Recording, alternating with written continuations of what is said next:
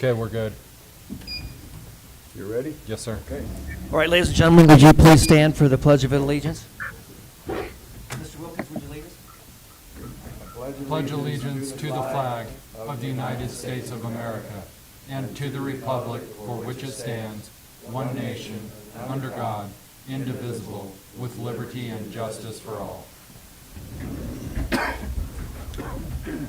Welcome, everybody, on behalf of the Montezuma County Commissioners. It's our June 2nd regular meeting, and the first thing we have on the agenda is the minutes from the previous week. Commissioners, have you had the opportunity to review the minutes, and do you have any recommendations? Yes, I did. I had the opportunity to review them online, and I would like to move the proceedings of the Board of Montezuma County and the Board of Commissioners for the general meeting May 26, 2020 be approved. Second. Motion and a second to approve the proceedings of the Board of Montezuma County Commissioners for May 26, 2020.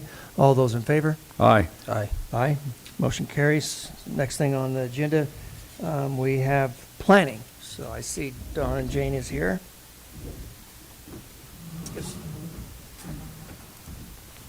Commissioners? Good morning. Good morning. Time to sign. Jane? Yeah, all we have is a plat to sign that's been approved. We just need signatures. Well, she's got her blue pen. We're good.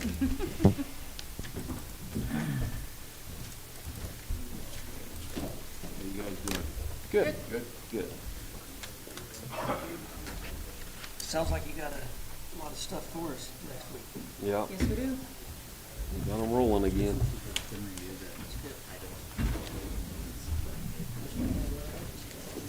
Sidetrack. Kim, what is here?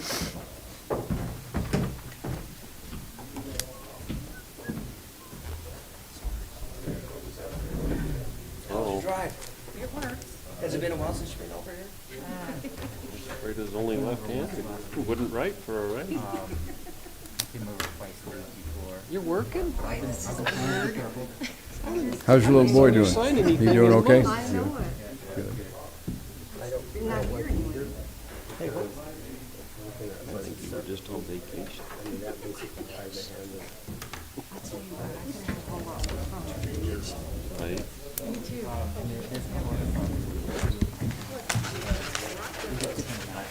Do you have anything else from planning for us at this time? Nope, that's it for today. All right, thank you, guys. We'll have Appreciate plenty it. for next week. Yeah, Okay, wait. we got a bunch of public hearings next week, don't we? Is there 7 or something like that? 7 public hearings next week? There's Yeah, 5 of them. 5. Five. Good. Well, that's good to hear. Yeah, that's good. All right, ladies and gentlemen, at this time, we have public comment. If you would like to comment to the commissioners, would you please come up to the podium and state your name and address, and feel free to enlighten us. Good morning. Morning, Bob. I'm Bob Lower. I live at 26223 County Road in Cortez. And I brought a little handout for you guys. I can just hand it to you. You can hand it to me. Sure. I'll pass them down, I sure will. I think I got enough for everybody. What I wanted to talk about is the guidelines for opening up and operating a farmer's market system. And these guidelines that I've just given you, we just received these on Friday, and I immediately emailed a copy of this to Larry Don. I need to tell you to start with that I am not a representative of the farmer's market. I am the market. We have Owers Farm, we grow vegetables. We grow vegetables, we sell beef that we grow and eggs. And we've been doing this, will be our 5th season to participate here in Cortez. My wife took all the wind out of my sails when I headed over here. She says you've got to be very careful what you say because you're not the representative for the 35 people that are participating. And there's consequences to things that we say. And I'm willing to shoulder the consequences of things for myself, but not for the 35 people that aren't standing here saying the same thing. Because they may not say the same thing. But what I've come to know about this whole virus thing is that we need to get out of it. And we're seeing here in Coconino County, I'm from plexi. We're seeing here, I know, here in Montezuma County, things have not exactly presented the way they have in some other parts of the country. This document right here in front of you is based on stuff from other places, primarily probably on the Front Range.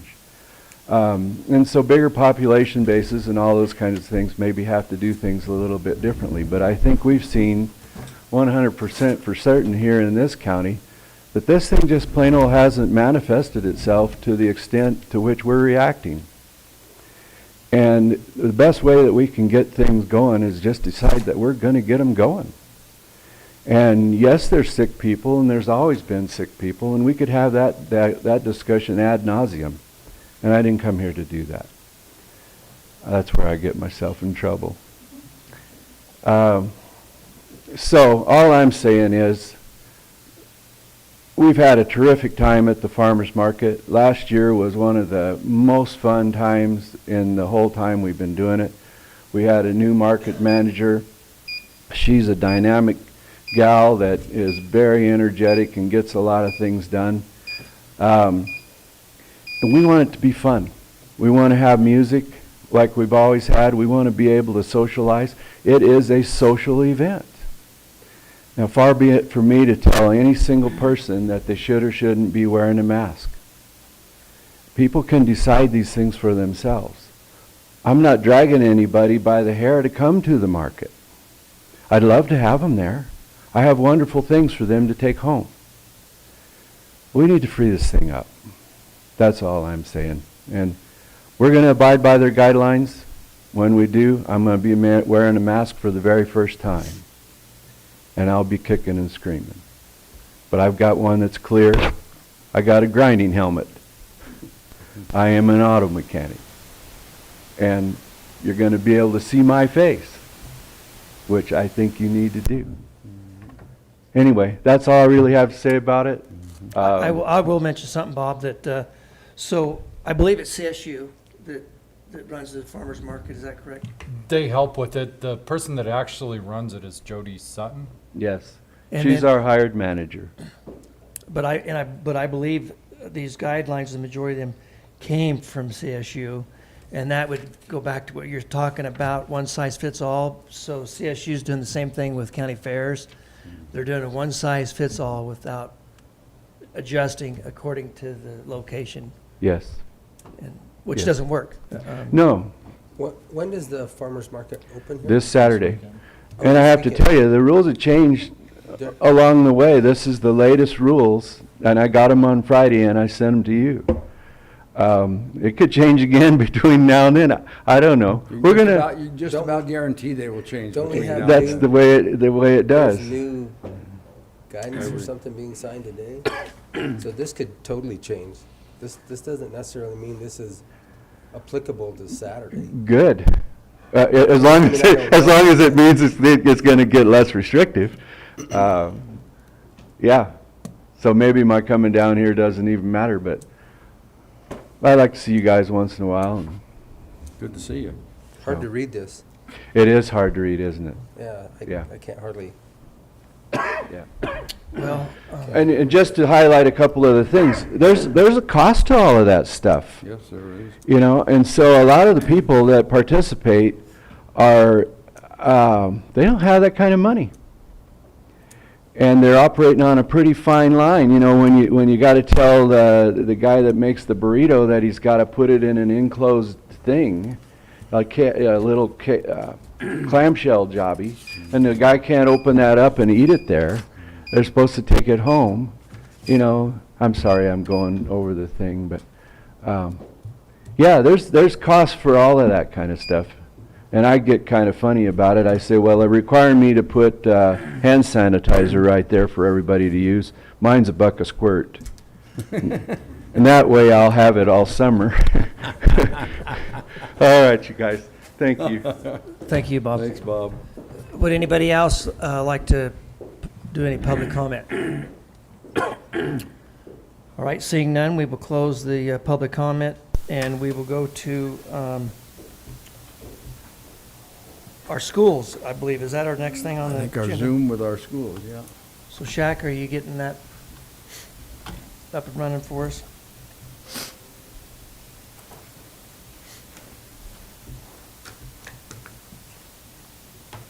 So for yous out in the audience, discussion is about the secure rural schools, which is called SRS, the funding for the 3 schools that comes to the county. I believe 50% goes to the road department. Is that correct? 25 to the road department, 25 is mandated to go to the school, and the extra 50 is discretionary to the Okay. county. Historically, the county has taken that extra 50% and split it by district according to attendance. So that's the history of it. And then last year, go ahead, John. No, you finish. Last year, go ahead. Last year, the commissioners decided to take a look at how that extra 50% was being spent, asked the school superintendents to come in, and at the time last year, they decided it would be best to keep it the way it had been going, and this year they've presented, you asked them to come back with a unified plan of how the money should be spent moving forward, and because of the way schools have been impacted by COVID-19, they've submitted this letter signed by all 3 superintendents that they recommend that the county distribute the funds based on the smallest district to the largest. The economic impact of COVID-19 has hit the smaller districts in a greater way. We therefore request that Manka's School District RE6 receives the first 50% of the SRS funding, then Dolores School District RE4A, and last Montezuma School District RE1 moving forward in the consecutive years. So that would be this year, next year, and the following year. And All right. so they did send a letter with their proposition. Perhaps we should display that or put that up. This is the letter. Oh, you are displaying it, okay. And I wanted to throw a couple things out there too. I did a draft MOU in case the BOCC wanted to adopt their recommendation. You certainly don't have to. But there was a couple things that I felt like I need to point out. So the statute requires that 25% that goes to the schools be allocated to those different school districts, basically in a per capita ratio for their students, period. Sounds like we've been doing that for 75%, not just 25%. However, that extra that extra 50%, if the entire amount that the state gets from the U.S.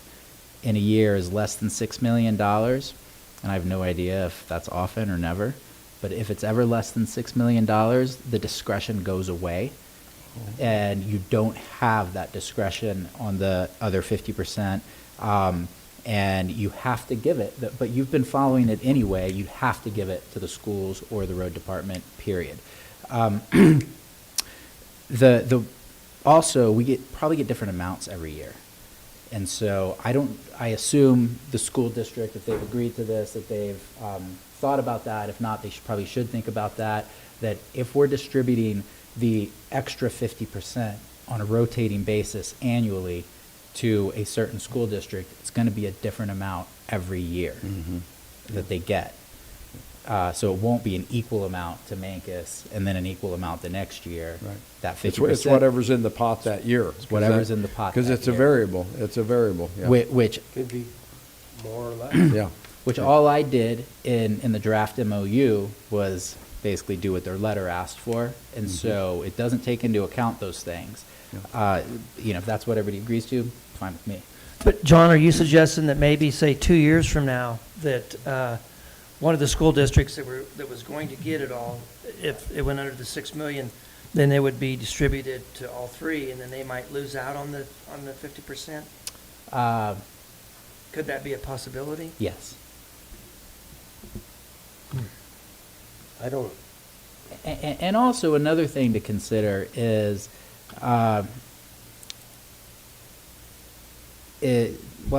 budgets and also the per capita student. I don't have any idea I know Montezuma Cortez is the biggest. How close are Dolores and Mancus? Could the populations change?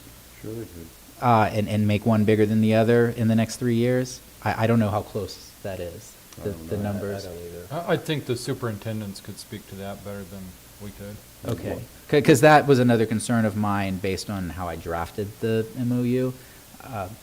So anyway, those are just my thoughts. and All right, input. well, so can you guys hear us there? Would you like to comment on the discussion we're talking about, one of you? Mr. Hanson or Melissa? Good morning. I can chime in. Go ahead. Can you hear me? Yes. Yeah, go No, ahead. Melissa, go ahead. Go ahead, Melissa. I'll let Brian speak first. Go ahead, Brian. Okay. Can you hear me, first of all? Yes, we can. Okay, all right. Well, thank you for inviting us this morning.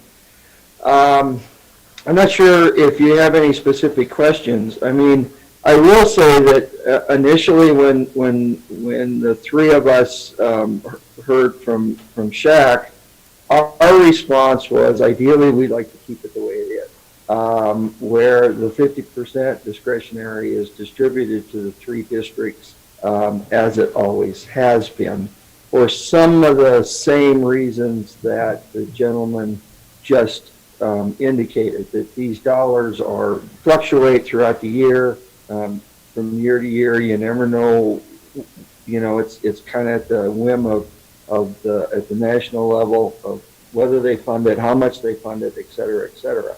Shaq indicated that you three of the commissioners were, no, we want a unified plan. We want to see how those dollars are spent. So we came up with, similar to what we talked about last time when we were in front of you, of rotate that between the three districts. And I can't speak for the other two districts, but if the allocation went below the 6 million sometime between now and 3 years from now, I know we would come together and honor this agreement, even though you would have to distribute it to the three districts individually. If there was a district that was left out, the two other districts would then just cut a check to the third district. We're not going to leave a third district out of this agreement. All right. And Thank you. again, I can't speak for the other two superintendents, but that would be something I would advocate for. Melissa, would you like to add something to? Brian, I like the answer that you gave, as far as that goes. If it goes under the $6 million, or for that year, if it were distributed equally, and then the next year, if it went above the 6 million, that we continue just taking turns. The school districts would, we're all in agreement to take turns and share that money. And when we actually talked about it, the 50% for this year is $80,000 or something. That $80,000 could buy a bus or a set of Chromebooks that need to be replaced. Whereas, it's a shot in the arm that helps, and it's kind of one-time money that we get every third year. So if we ended up with the 6 million and less, then we just work till the next year when it came back, or talk about it when that happens. But still be fair and, make sure that all three districts get their funds at some point. So if you're done, Melissa, I'm going to interject a little bit there. So what I don't like is I don't like signing an MOU, because then that absolutely is going to tie us in the next 2 budget cycles to distribute these for that 50% that's discretionary. I'd like to keep that discretionary depending on what our budgets are, because it may have to be spent somewhere else, and I don't want to handcuff 2 budget cycles down the year. I'd rather them just come to us and talk to us, see where we're at with it, and leave it basically like it is now. I'm not in favor of signing an MOU. So are you suggesting, Commissioner, that we just split it up between the 3 schools like we have in the past? I think at this point in time, yes. For this year, unless they are just... BOCC, sorry to interrupt you, Commissioner.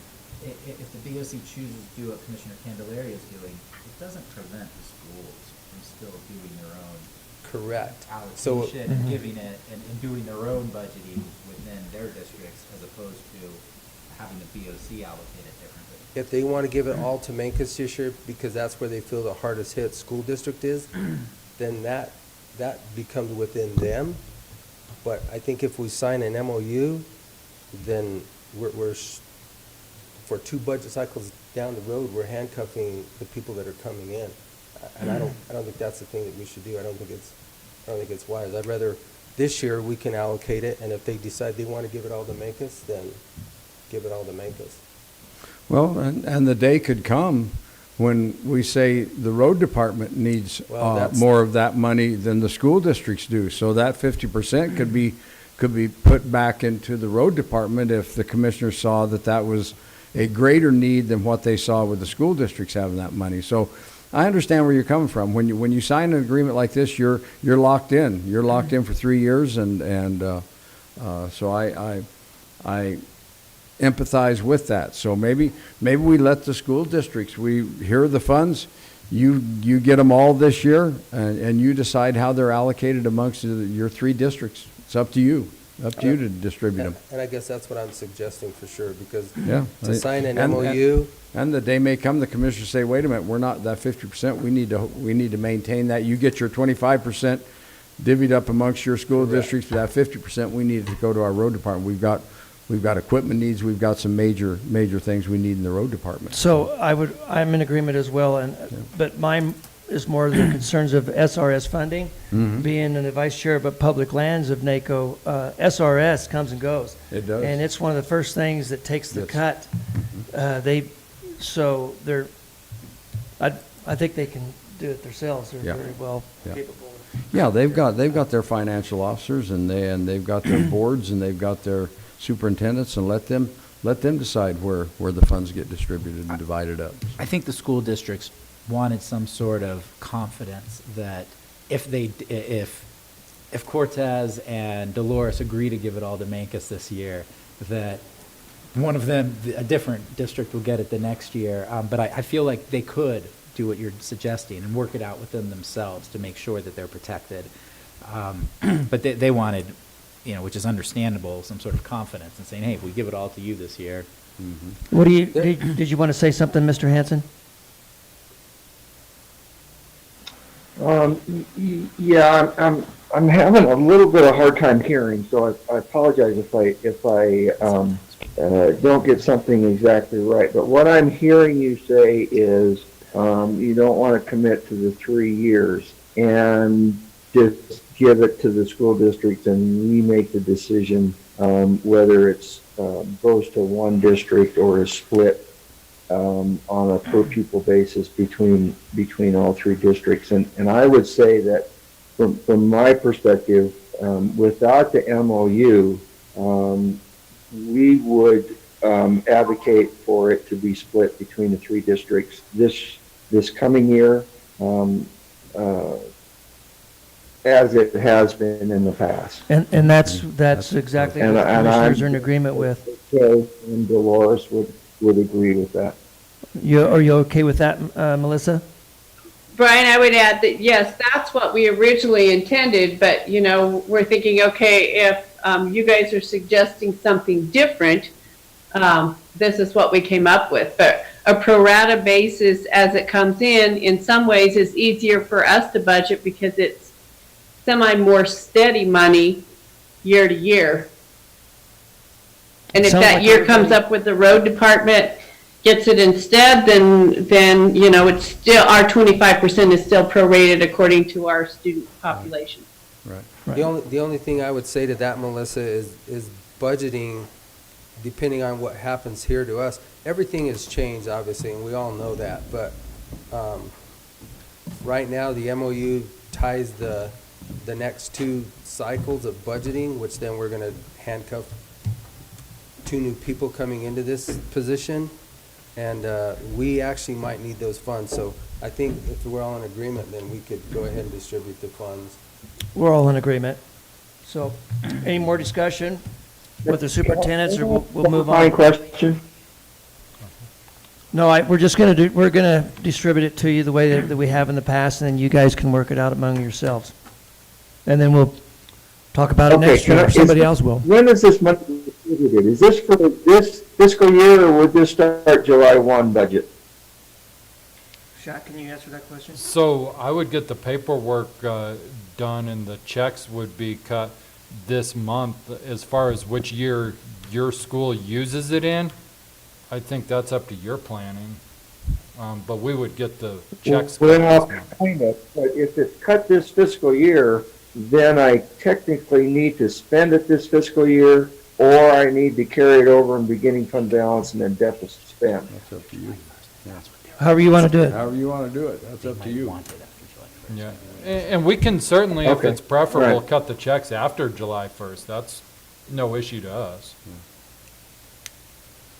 Well, you guys can work that out. I if would it's okay with- prefer after July 1. Alyssa, what do you think?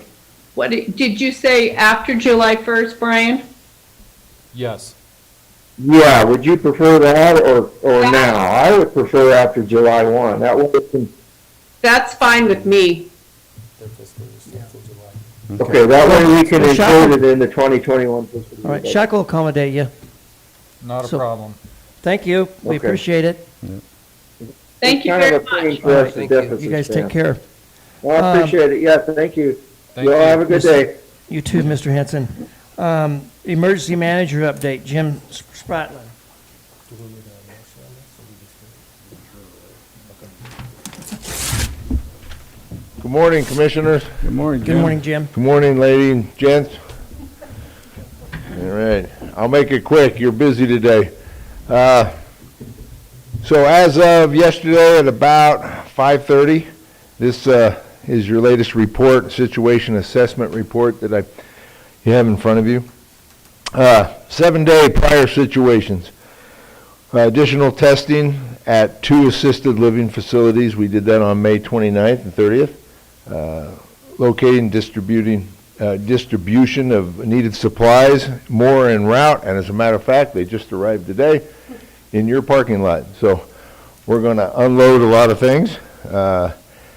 We're still monitoring the public response to the governor's guidelines, seeing how that's working in our community. Building a system to identify our special needs population. We've got that just about done, that system. We're still monitoring the long-term recovery and assisting the businesses in recovery. The survey went out last Monday through the Dolores Chamber. As of today, I think 39 people filled out that survey. We're hoping to get a lot more because we can't get a lot out of 39 people right now, so we want to get more people involved, so we're going to put that out. We're going to push that a little harder. We're still compiling the data, trying to get all these data systems together. And as we get a COVID case, we're still doing the contact tracing. So we're moving forward with all of that. We did receive a visit from General Sherman, National Guard, and some of the staff members that came with him. He was briefed and met with the commissioners, and pretty much we voiced our opinion to him, and he's taken it back. We'll see, right? We are preparing a plan for a recovery center, a congregant shelter. That's just about, I think it's done, but I'm going to triple check that today. And then we're having a community testing event at the fairgrounds Wednesday, tomorrow, June 3rd, from 8 to 3. We're setting that up today. We're getting about as much equipment and people organized for that. Our housing for our non-congregant shelter, we're down to 2 people that are in that, and hopefully they'll be out soon, and we'll be good there. And- Jim, Yes, sir. the testing is free, correct? Yes, it is free, yes. And we're anticipating, we've got 900 and some odd tests. The tribe's going to bring theirs, so we'll have 1,000 plus. So we should be able to knock it out with 3 lanes. We're going to be pretty busy, so. Where is that non-congregant shelter? Is that in a motel? Are we paying motel? It's in a rooms? facility, sir, that I'd hate to give out publicly because I don't want them to, kind of like when you have a disaster and you're housing deceased people in a Okay, well city then- market freezer then- truck, and then nobody goes to city market again, so. Okay. Are we paying for these, is the Yes, county sir. paying for this to house these people? We're paying for the housing, Yeah. and if at all possible, we try to use TANF funds through Social social services. And that's been very helpful with the grant funding, so. So what is our daily rate for that? Right now, we're running, $40 a night. It's 40 or 45? it's 45 per person, Yeah. per day? area, I'm going to say. And we're up to, and when we're done with this operation, if we get no more in there, we're probably at $4,140 plus or minus some change total for the 9 people that we've already housed. Total 9 people. And some are 10 days, some are 14, some are 8, and a couple were 30, just depending on how they, 30 days? yeah, whatever the health department required. And 75% of that's reimbursable from FEMA. Yes, and we are going to get reimbursed by FEMA 75%, sir. According to the last 2 people they talked to, so we're good. What mandated a 30-day stay? I don't know. I really don't know. Wow. Yeah. Okay. So I got another plan for the next 7 days coming up. Part of that is getting this this testing facility organized, and then we're going to critique it, of course, and find out if we're going to do 2 more or where we're headed, possibly maybe Mancos and or Dolores. Normal operations in transportation. I talked with Jennifer. They're still running 25 to 30 people a day, so they've moved up. Their average is around 50, so hopefully we get a little higher up on that. They're still helping Meals on Wheels. They had 300 delivered in April, and she was looking at, when she gives her report, she may be quite a different, might be a little higher than what I'm giving you, but about 250 for the month of May. So we're still handing out the meals, so we're still doing good there. Communications, normal operations, and just about every emergency support function. We had a small brush fire, about a half acre, on the 27th, off of Road 27 and H.6, around Laverty Estates. It was man-made, accidental, knocked it out really good. Fire department took care of that. We were just a little bit worried about of course, the wind and the heat. And then we just had another structure fire out on Road G, just west of 25. And we're leaving that as an unknown cause, still under investigation right now.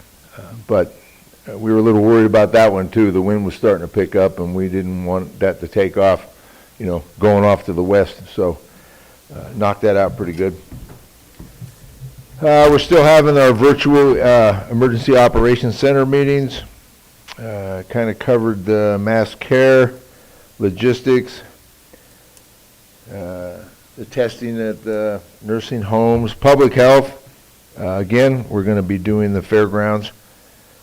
And public health, hospital, EMS, sheriff's office, fire department, Ute Mountain Ute Tribe, Indian Health Services, other partners, all are getting involved in this plan. So it's a real good collaboration. So.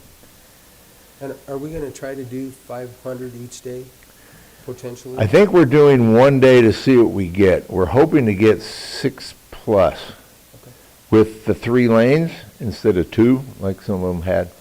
So we've got a pretty good plan on moving them through. And then we're going to see kind of the turnaround on that, how many came and how many people actually showed up. So I think it's a 1-day event for now. And then, of course, our safety concerns are all the areas that surround us. La Plata County's at 82. San Juan County, Colorado is still at 1. These are confirmed cases. Archuleta County's 8. San Miguel County's 23. And then San Juan County, New Mexico, 1,771 at 123 deaths. Apache County, Arizona, 1,526 at 39 deaths. San Juan County, Utah, 299 cases with 5 deaths, and I keep pretty good contact with all the counties. And then the Navajo Nation's at almost 5,000 infected at 241 deaths. Montezuma County so far, 46 confirmed positives. The negative tests are 923. And then we have 2 deaths from COVID. We got 20 recovered and 23 active right now. So, and the more we're testing, I think that ratio is going down, which is good. So the testing does make a big difference. I have a case timeline for you in there. Animal shelter's doing fine. I saw 1 pup there, about 24 kittens. Anybody want some kittens, run over there and get some. But it's pretty empty, about 10%. So we're doing good at the shelter. Energy, all normal operations, fuel, propane, our grid, public safety, normal operations, long-term recovery. We talked about the survey, still working with the businesses. Public information's going out constantly. We're trying to keep people informed about the recovery, the business, the surveys, and what we're going to be doing out here at the fairgrounds. We have signboards up and everything from CDOT, so we should be good. Talked about that one, and Phaedra's out, but I'm going to say we're close to 153,000 actual cost that the county has spent, and that, of course, is 80,000 on loans, 35 on the testing unit, computers, PPE, miscellaneous items. So I think that's actually pretty good for us. So we're doing well, and we do get reimbursed. So that's my report. End of my report, sirs. Anything, commissioners? Thank you, Jim. Thank you. Thank you for the update. Appreciate it. Road and Bridge monthly update. Mr. Engelhardt, road supervisor. How are you today, Rob? Morning, Rob. Morning.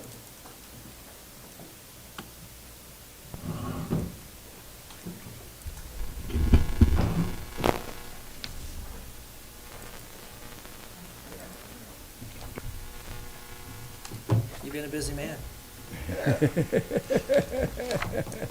So have you. So, I think we'll start off with our normal schedule. You're right, it's been busy, but we're making progress on a lot of early activities that were started early and completing early, so I think we're in pretty good shape for what we're at and where we're going for the summer.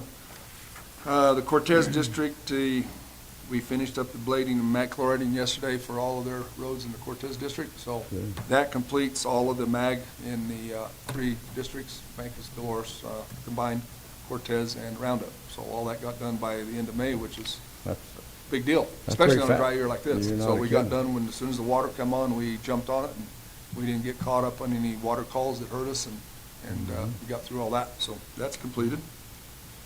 So what they'll do now is start prepping and working on Road Mary today and on up 31, or 32, yeah, 31, and prepping it for gravel, and they'll start hauling gravel in on that tomorrow. We'll come down 145, turn east and head up, and then go back out empty, back up 29 and so forth and so on back to A Camp. So all that gets gravelled now. In the process of waiting to do that, we did fix about a dozen soft spots on Road M out across there that once we ground up, it all gave up in certain places, and we dug it all out and replaced it with good material, and now we're going to go gravel. So hopefully we'll get started with a chip seal later this summer and get that all put back together.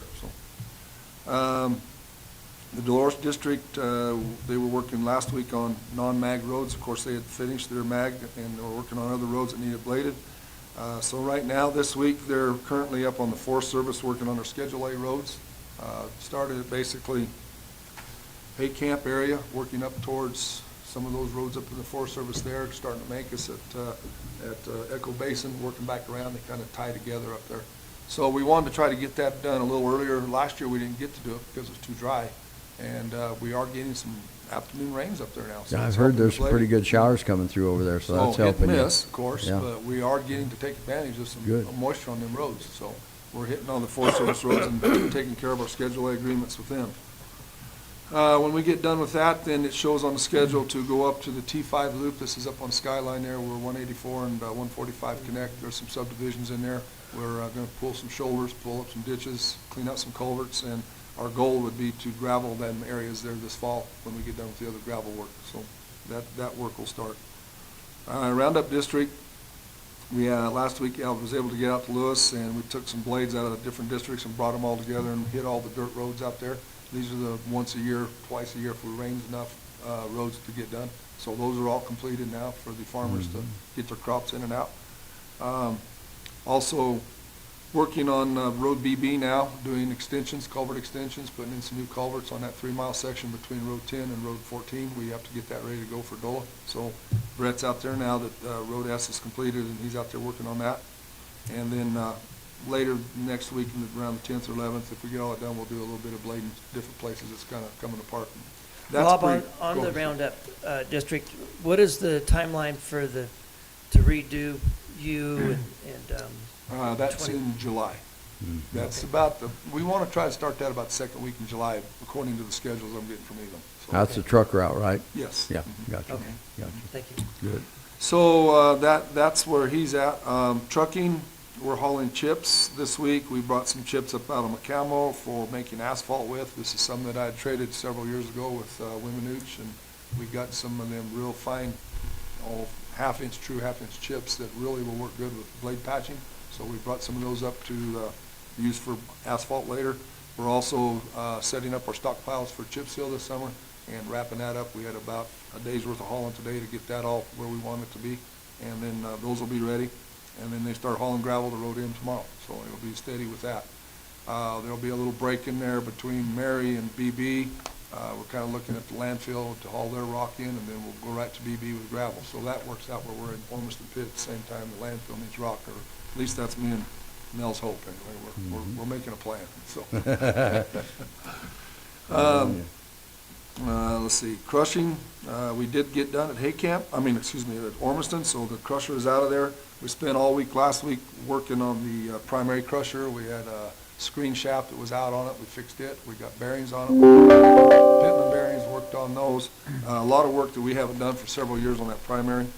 We knocked it out. The crusher we purchased at the auction is sitting here in Cortez. Changing liners on it this week, putting new screens in it, getting the right size screens in it. There's some wear parts we want to fix down inside the cone housing itself, some pinion arm shaft covers, and get those put on, and then put some jack legs under it, and it'll be ready to go up and go to work. So you've gotten that down from Weld County? Yes, sir. Good on you. Okay. Yeah. Nice. It's home. So. Good. Asphalt overlay, that was a little break in action there. The contractor had to do the airport job, and so they've got through that and got that done. They started again yesterday on Road S. They paved over a mile yesterday, one lane, and they'll pave the other over a mile today. So that should wrap up Road S. Then they moved to Nancy, and it's about 5 days of paving there. That's about 4 miles. So they might even get it done a little bit quicker. Yeah. And then we got a little piece on Road M. You asked a question the other day about, we left a little piece of Road M that had asphalt over a low drainage area. We were afraid to open that up and turn it into a can of worms, so we just left the old asphalt there. We're going to pave a layer over it, and then we're going to chip seal over that. So they'll clean that up, and then they're complete. That contract with Four Corners will be done then by hopefully the 10th of June. So big summer with those, early summer with those guys. That was a big help. So the other contractor currently working out at the road department is the solar panel company. They're moving along. Actually, they're way ahead of schedule. I'm showing they're up putting panels up on the roof now. It's going very well, very quiet, very nice to work under those guys. That roofing outfit was a different bunch, but these solar panels are pretty good guys. And so tomorrow we'll trench across from the power pole to the building, and they'll lay their cable and start the process of tying in the system to the new system and the solar system and all that. So it's going well. So I'm happy to report that today. So. That's about it for the schedule. Any questions? Commissioners, any questions for Mr. Earnhardt? I don't have any other than thank you, Rob, for answering those questions on Emerald. It seems like I get a lot of questions on Emerald. Oh, really? Yeah.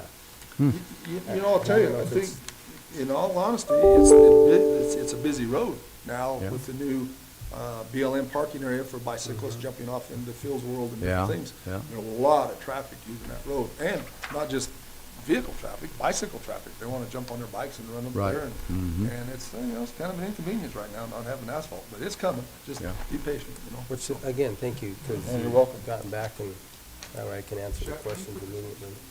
I'll sure try. I see DNL is paving their driveway down to County Road L. Are they still doing that asphalt patching? There was a. That's just oil over the top of what they have there, and That's their millings they put down a few years Oh, ago. okay. It and looked they- like an asphalt laydown to me, man. It's millings, Yeah, and then they're just, treating it, laying Treating it it down, with and then oil, squirting oil on them. Yeah, I think he has to do that every couple of years, just to Yeah. kind of keep it together, yeah. from what I understand. Gotcha. It looks pretty good. Yeah, It looks no, pretty it, good you know, just in from- all honesty, Keenan, that's worked out well for, Yeah. that's a heavy use, truck use access there. Oh, yeah. Load after load going in and out of there, and it's held up very well. Very I'm well. very impressed with it, yeah. Yeah, So, gotcha. Keep that in the back of our mind for those ground-up asphalt roads to. well, mine are chunks. His are little Little fine. yeah, It won't work for me, but. little different size, And then huh? to get his Yeah. little stuff, you start really paying big money for it. I So, got yeah, you. so. I got you. There is a road closure coming up that I wanted to visit with you guys about. That it's in the process just for, like Mr. Candelaria gets questions, well, I'm sure there'll be some questions about it. This is a Williams pipeline project repair on a pipeline on Road 16 between Road DD and EE out of Pleasant View. And you can see in that shaded area where it says work area, basically the pipe, from what I understand, is thin and they need to go in and section it out or repair it or whatever they do. So this will probably take place sometime in June. I was working with the Branson's traffic control yesterday as far as traffic control to get people around it. So if you look at the bottom of the map, down there, that's Road BB. There will be an electronic sign there that says Road 16 closed between EE and DD. Use 15, so continue up basically on up 491. And the reason we're worried about that is because that's the jumping off spot to go to the National Forest. You know, go up Sure. 16 and buzz on up. So rather than do that, I don't want them going all the way up DD on a gravel road and then hit DD and turn left and go over 15 and then go north and then come back around anyway. We're trying to manipulate this to keep people as best we can moving smoothly as we can through this process. Where's that helium plant? That's north of. It's north of yeah, that, okay. Yeah, that's north of the county line. All right. FF is the county line, so we're a Gotcha. mile from the county. County line, at gotcha. that point, Yeah. Gotcha. How long will the closure take? It'll be about 3 to 7 days, depending on what they find in there, so basically, that's what's happening. We're moving people north to 15 to EE, then come back and come south if you live in that area or you need to get to that area, or go ahead and go on up 16 to the Forest Service access. Mhm. So, people that use that for hunting and, livestock and all that, be careful in that section there when that happens. So I wanted to make you aware of that in case any questions come up, you'll at least be able to somewhat be educated on it. So. Alkali Creek Bridge. There's actually some movement on that again, which is good. It's actually kind of good news. The area that we need to purchase has been established. Ernie Manus is working with CDOT, Land Acquisition Group, and they've isolated, there's a little sliver here, and I mean very small pieces, to get this whole right-of-way under ownership of Montezuma County. And we have to have ownership to do this job because of the federal funding. So it's moved along a lot in the last month and a half, 2 months behind the scenes quietly, and I think we're moving along pretty well on that part. CDOT and Ernie have to clean up some land titles with each other, and they're working on that through Ernie's office to get that cleaned up before we move on. The environmental group is wrapping up. I think they're doing some bird studies now that are part of this next year. Can we start in spring construction, or do we have to wait till June, the nesting seasons and all that, and get that established? But there is an end in sight on that.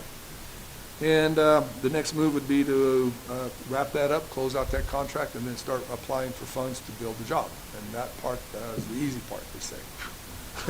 Glad to hear that. Yeah, I hope so. So anyway, good news. It's still there. It's still moving forward, but it is getting close to wrapping up. I would like to see that done by this fall, and we could put funds together then, or apply to get the bids out to build the bridge. And hopefully we'll be doing that by next year. So it'll be a good deal. So 7th Street Extension. We need to get a name for that. It needs to be a road name. We don't have streets in the county, but I'll work on that with Doug. But we do have an issue there at the Sligo 7th Street, County Road R, I think it would be R intersection there. Sure enough, people have been going left to Walmart for so long now, they forget that there's a car coming at them. So we haven't had a wreck yet, but I But was it's contacted, Yeah. I was contacted by the city, and I've agreed to work with them in conjunction to put a three-way stop there. So anything going east will have to stop, south, of course. and us Coming west, from, same thing. Going west will be a three-way stop to prevent this. They're just We turning. knew it was gonna happen, Yeah. you know, so, yeah, so. 'Cause there wasn't a street there, They're so used to, they're Yeah. used to just whipping through it. Exactly. turning. Yeah, creatures of Not habit, watching the yeah, car. exactly. So anyway, they agreed to put all the signs in, they've agreed to do all the work, and I've agreed to help them with signs if there's any I can purchase for them, since we have the inventory, we'll work together and get that all done. They will put a white stop bar there on our side to stop to, which, you know, you brought up a good comment on Road 27, and I'm looking at some of that next time the painter comes in, maybe do some hash marks down through there as you're coming up to the stop sign. I've used those in Mancos before up at Echo Basin, and I really like those when I do the rumble strips. And you do have to repaint them every once in a while, but it does give you an A idea of visual, something's it's a coming up. visual, yeah. So, Yeah. so I just want to let you know that we are working with the city to turn that into a three-way stop there, so. Rob, I had a question about that. How come the school district didn't have a come onto the road? Instead? Well, later on, they wanted to put it in a spot that didn't work well with everything we were doing there. We had utilities, and they were coming down a hill, and it was coming downhill, and I just didn't want it there. And where I wanted it, they weren't real happy with that at the time. Now, they might change their mind, and we can still put them in a driveway. But at the time, it was not gonna work out with the design of the road, the hill, and then Okay. they had to cut back. There was a power pole in their way. There was a lot of things happening in that certain spot, so. yeah, So now they're just gonna go around and use it. So Access 27. I actually had Four Corners give them a nice approach off of Road 27, fix that approach off of there. So that they can come out, turn south on 27, turn west on the new road and go around, or vice versa. Correct, but they're all right-hand turns. Yes, coming out of the Right yard. and out, yeah. Yeah, so, but Okay. we can put one in, Larry Don, if they choose to move it to where it was, we gave them a spot, they just didn't seem to I fit their see. yard very well. Well, it kind of made sense, you know, to pull out if that's the road they're trying to go to Well, anyway. it And was. would keep the buses off of 27, but I understand. Okay, It'll get there, I'll bet you. they'll get there. Yeah, So, it'll get there. other than that, that's where we're at, moving along very well. Have not made contact with all of our oil people and distribution people yet for chip seal, but it's that time. We'll start poking around out there and see where our schedule is. But I would think we'll be about like normal, sometime middle of July, we'll probably start chip sealing and go into a little bit of August and wrap it up. So Oil's probably the cheapest you've ever bought it, isn't it? it depends on who's selling. Who's selling? A couple of weeks ago, they'd have paid you for it, to take Well, it. not that bunch I buy from, so. So, well, we had the conversation with our auditor, or I did, and Shaq, last week. He said that, he had $6 million in the reserves. Does that include the money, for 21? Do you know? For 2021? Or Well, for- no, I mean, for the Kinder Morgan truck route. That's DOLA money, that's not reserve No, money. no. There's $6 million in reserves, but we haven't paid any bills. We still Okay. gotta pay a lot of bills. We just did 22 miles of asphalt to a contractor that's gonna want paid here pretty soon. So some of that comes out of my reserves, some of it come out of the agreements through the budgeting, through funds from the capital. The money was allocated actually in 2019 to do the work on Kinder Morgan Road, but we didn't get it done because of weather conditions. So that money actually did come out of, or was allocated to come out of the general fund or the capital fund to fix that road. So you can keep stepping backwards as far as you want to go, but we got to pay the bill. So whether it comes out of our reserves Yeah. or general fund reserves or whatever, that was allocated money in 2019. But there is some DOLA money, or Kinder Morgan money on that route, is there not, Rob? 250,000. Yeah, see, that's what, yeah, I was pretty, So yeah. we're, if everything fits budget comes in, we're Yeah. in about 650,000 somewhere in there. So, Yeah. so So how much do you think that will come out of reserves then? we'll probably take 3 million out of our reserves. We'll be down around 2.7, 3 million when all the bills are paid. Okay. Plus, we still don't know some of the hidden things that we don't know when we do these budgets on this massive work. There could be some overruns that we have to sit down and discuss and take some more. So, Yeah. Kind of like what you found on S Road, kind of like what we found on which that was road. which looks great too, by the way. I'm not It's a great worried about you, I'm improvement. worried about that Harley that goes by every once in a while. How's it like? That's a beautiful road. It is, I'll tell you, that That- cut you did through that big gully there, I'll tell you what, that's like night and day. Yeah, That's like night and yeah. day. That's one that, we'll see how it goes, but I don't have the money this year, but I would imagine we'll probably take a serious look at some guardrail through there. That Now part- that we've got the shoulder, now Got- that we've got- got the width. yep, And and we don't have not to a worry bad- about farm equipment wiping out the guardrails on a little Yeah, narrow path through there. right. And that'll be one that I do a little bit of thinking on, yeah. Yeah. So, Yeah.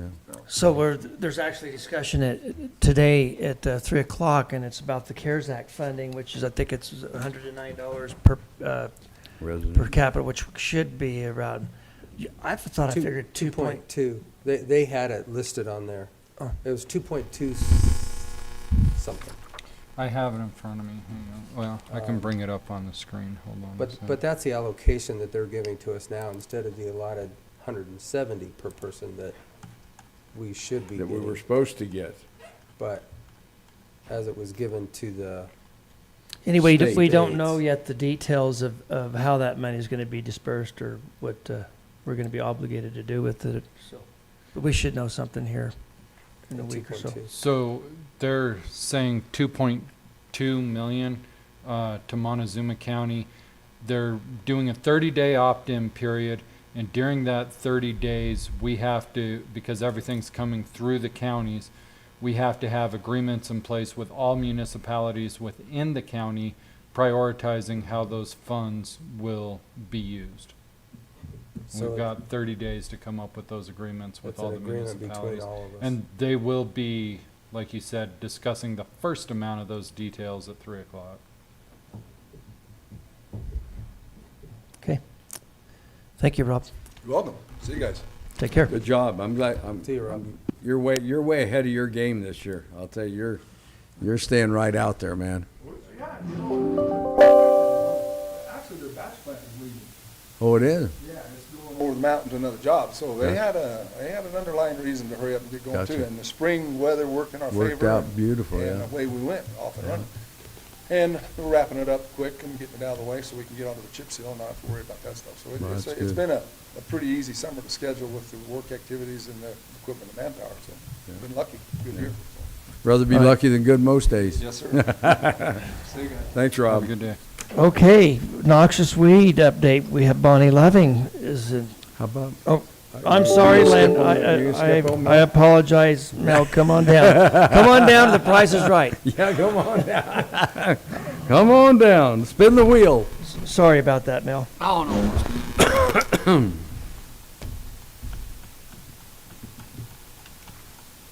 Well, as you look at the budget there, it's not much change. You can tell we've come up in business a little bit. There's a few things that we do need to discuss. Got a couple bids. Talked to Jim Candelaria about the pipe for our leachate. The engineers will not budge on that. So I have two bids that came in that were correct from ESCO and Core and Man. And it looks like Core and Man's the only one that makes any sense. They're cheaper, they've got the material in stock, and they can be here and put the pipe together in a few days. So with that, I also have a credit out that, let me get this. Did Grand Junction Pipe and Supply not bid on this, or is this This too? is through them. Oh, okay.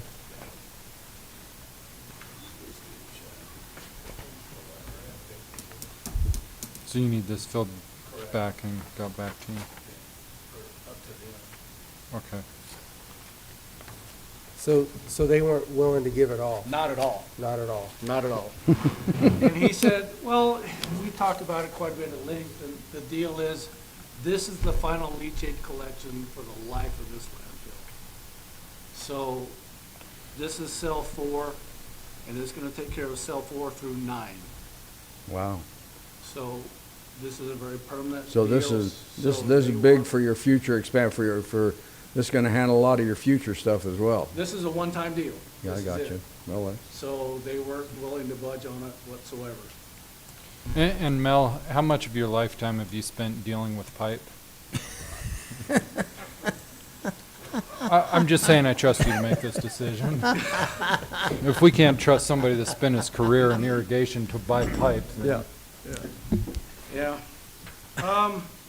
One other thing, I give it to Shaq this morning, the certificate of designation that we did in 2016. Our EDOP is finalized. He's waiting on one final decision, and let me read you the email I got from Bob Peterson. He still has one question. He says, is this going to be an amendment to the certificate of designation, i.e. will the BOCC consider this expansion, or do they consider it done such planning did their approval? The reason I ask is that we consider a significant expansion that should be a CD amendment, but this is a county decision. I want to write my letter appropriately as I see it. The 2016 CD should be amended, and if nothing else, of reference to the new EDOP and CDPHE conditions of approval. It's up to y'all. I've read the CD. It's up there for you guys to look at. I don't think it needs to be rewritten.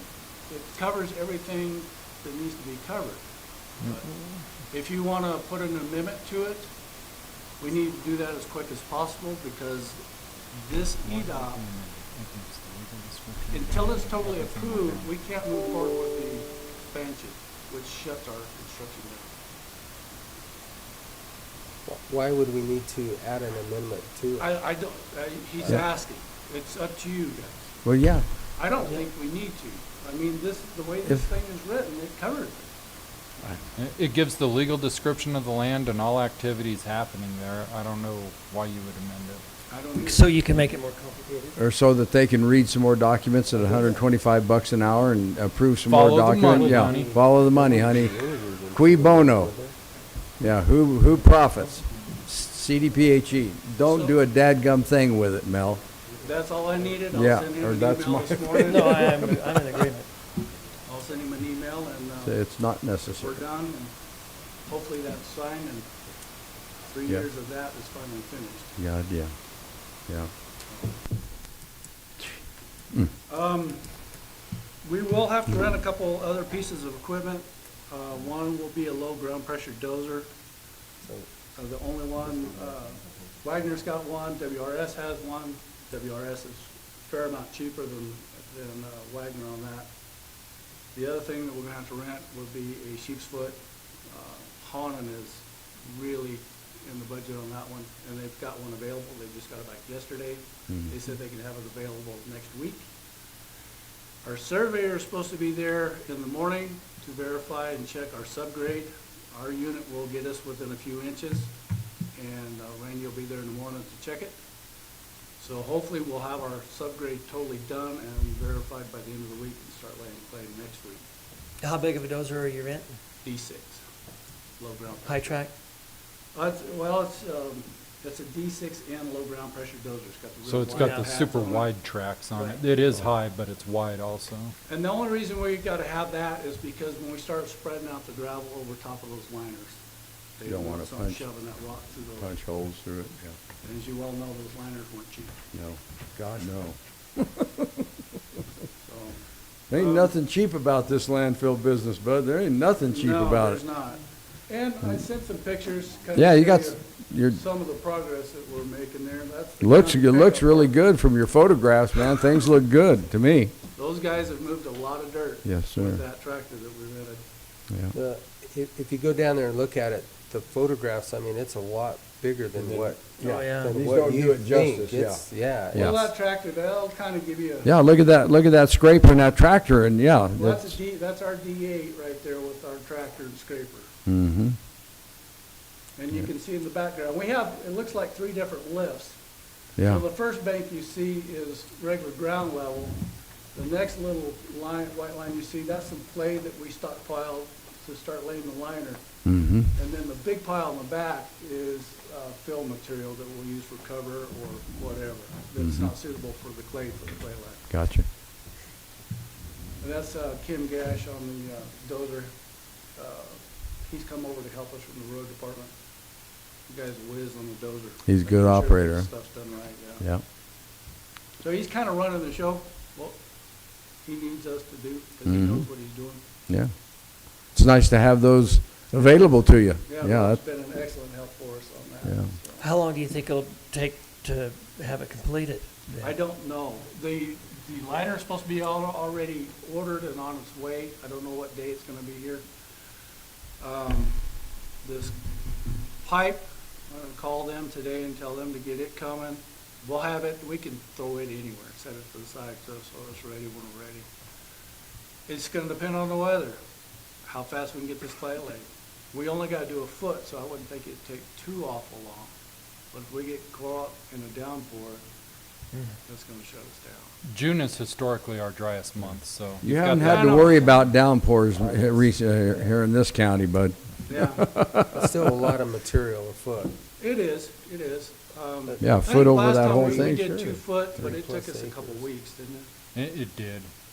And we didn't have a downpour. We had to haul a lot of water Yeah. out there. Did And you? Rob's gonna loan us another water truck, so we'll have 2 water trucks, going at the same time. Our critical thing is, once it's laid, is have Simbeck come in and the liner will already be on site and get it laid as quick as possible. And they lay it then? They lay it, they lay it. Lay it, they've seam it, gotta- everything. They gotta weld it, they've gotta take samples, they gotta have them certified, they gotta have all kinds of stuff for that, so. Okay. All right. Anything else? Have you got your tractor yet? Your loader? July. July. Good Lord. I talked to. They have to go build that deadgum thing for you? I talked to Yes. Bill Waters, he said a lot of the plants were, Shut down, yeah, everything got backed up. backed because up. of Gotcha. the virus. So, which is fine, I mean, we're getting by. Yeah, yeah. And we're moving commodities, we're out of everything right now. Are you? Good, good. When's this, is the city gonna fire back up their recycle station I out think there? it kind of depends on what all we want to do. Yeah, I would like to hold off on ours at least till, because we're going to be shorthanded. The lady that we use for our recycle sorting, we've got her training on some other equipment to help us out while we're building the cell. mm-hmm. So I think as soon as we get done with the clay, I think we can open back up. Then you'll get ready to But I go. think that's something we all ought to discuss, see how this COVID thing continues. Right. But right now, it's a good learning experience for the public to learn how to sort it better, Mm-hmm. so that we have less contamination and continue to produce a better product. Yeah. And that's why we're out, is because they want what we can ship. It's clean. Good stuff. All right. Have you shipped a lot of cardboard? Have you moved a We're lot? out. We're out. We Wow. called yesterday, wanted to know if we had another load. We should have one, Got that? probably the end of this week or next week. Fantastic, It's like man. all of a sudden they needed something to make toilet paper out of. That's exactly right. That's what happened. Yep. Could be, Shaq. I won't argue. Well, whatever. That's good It's news, gone. man. It's That's gone. great It news. counts, that counts as that. Diversion stuff. Diversion. Yes, It does. absolutely. So, Rachel just handed me a deal this Abs- morning, it'll be on next month's budget, but we shipped, I don't know, 3 or 4 loads of cardboard and 1 office paper, and they paid us a little over $7,000. So Good on you, man. it'll help. Plus, now So you our don't have to diversion worry about rate is rotating. You don't have that inventory rotation you've got to worry about and getting that 75% gone. And No. it's all gone. One other thing I want to bring up, I had a phone call from a contractor, they're going to be shredding, I think he told me 900 cubic yards of tires. Or it's 9,000, I forget. Anyway, I'm on the phone with CDPHE. They will actually pay us a certain amount if the shreds are small enough To take that. to take that. So as soon as I find out, Wow. instead of charging them by the ton, maybe we could work out a deal, charge them by the yard, plus we'll get a little money from the state from that. Where they doing this? I'm not Brian? sure. He Not didn't sure where it's say. at. Yeah. they're just bringing it to you. Yeah, but I've got to meet a certain size shred. Yeah. If they can't meet that, then we can't get any money out of the state. Yeah. And now that we're a tire processor, storage facility, all that, And then use them. we can store this and we can use them for daily Daily cover. cover. Mm-hmm. So we'll just have to see. As soon as I Good. get a call back from Brian at the state, I'll Yeah. know. encourage this grinder to get it down to that certain size if he Right. can. Yeah, there you go. What time of year, it was last fall when we did the tire shredding, right? Yes. Mm-hmm. That's why I was asking you about when you're gonna be done with that sales. Thinking about doing that again, are you? Well, you know, if we did it and everybody was required to bring a can of food for each tire, Exactly. There you go. would we figure 30,000 last Yeah. year, right? We brought in the 4 days, just from the citizens bringing them across the scales there, it was about a little over 20,000. We had some in stock. Stock. And then we had some from Dolores County's cleanup that came in there. It all added up to over 28,000 tires. So that could have been 28,000 cans of food. Or 56. If you had him bring 2 cans. Oh. I like that better. 2 cans of soup. Yeah, one of like corn, 2 and one cans of green soup. bean. Yeah, I mean, yeah, but what you're saying is exactly right. What a deal for everybody. What a deal for our food banks, the Good Samaritan centers, all those people that need to have. And food to CDPHE distribute. paid for that as far as that $5,000 portion of the crusher or the? They did, Shredder? yeah, they Shredder? paid $4,000 or $5,000 towards the crusher for Mm-hmm. that. So But- if we were to do that again, we would have to have the crusher shredder to get them to the daily cover, correct? Well, we could do the same thing as we did last year, but Wagner sold that shredder. Oh, they did. Yeah. So I don't know, if we do it again, I would like to get a different shredder that will do it a finer. Finer. Small. There you go. And when we do that, the state pays by the ton on those shreds. So we'd have to shred them and then into the dump truck, go across our scales, weigh them and document all that, send it to the state, and we can actually get some more money from the state Mm-hmm. Yeah. for that. Well, it might be something to think about this fall. Someday you're going to own your own shredder No, because you're going to be making enough compost and shredding tires and shredding stuff. Someday you're going to own your own shredder. we will, and Yeah. that's already, I've Good. been looking at it. That's We're exactly gonna what. Move forward with a permit to shred the C and D for cover. Compost, there's one shredder that we've looked at, you can change the screens in it in a few hours. Yeah. We'll do the bigger shreds for the tires and the C and D, Mm-hmm. the limbs, we will put the small screens in it, shred them Shred down 'em. for compost. Well, I'll tell you, you're on it. You're on it, man. So that's a couple years down the road. To give you guys an idea, if you can do what Mel's talking about and shred the C and D and get permitted to use that from cover, your compaction goes from about 1,200 that you're getting now. You take out the soil, the Yeah. C and D is reduced, your compaction goes up to about 1,800. Wow. So that makes your cells life longer. I mean, everything You save a everything lot of benefits from airspace. that. Everything. Boy, you get And that if- plan put together, buddy. And if C, Because Candelaria will make sure you get it.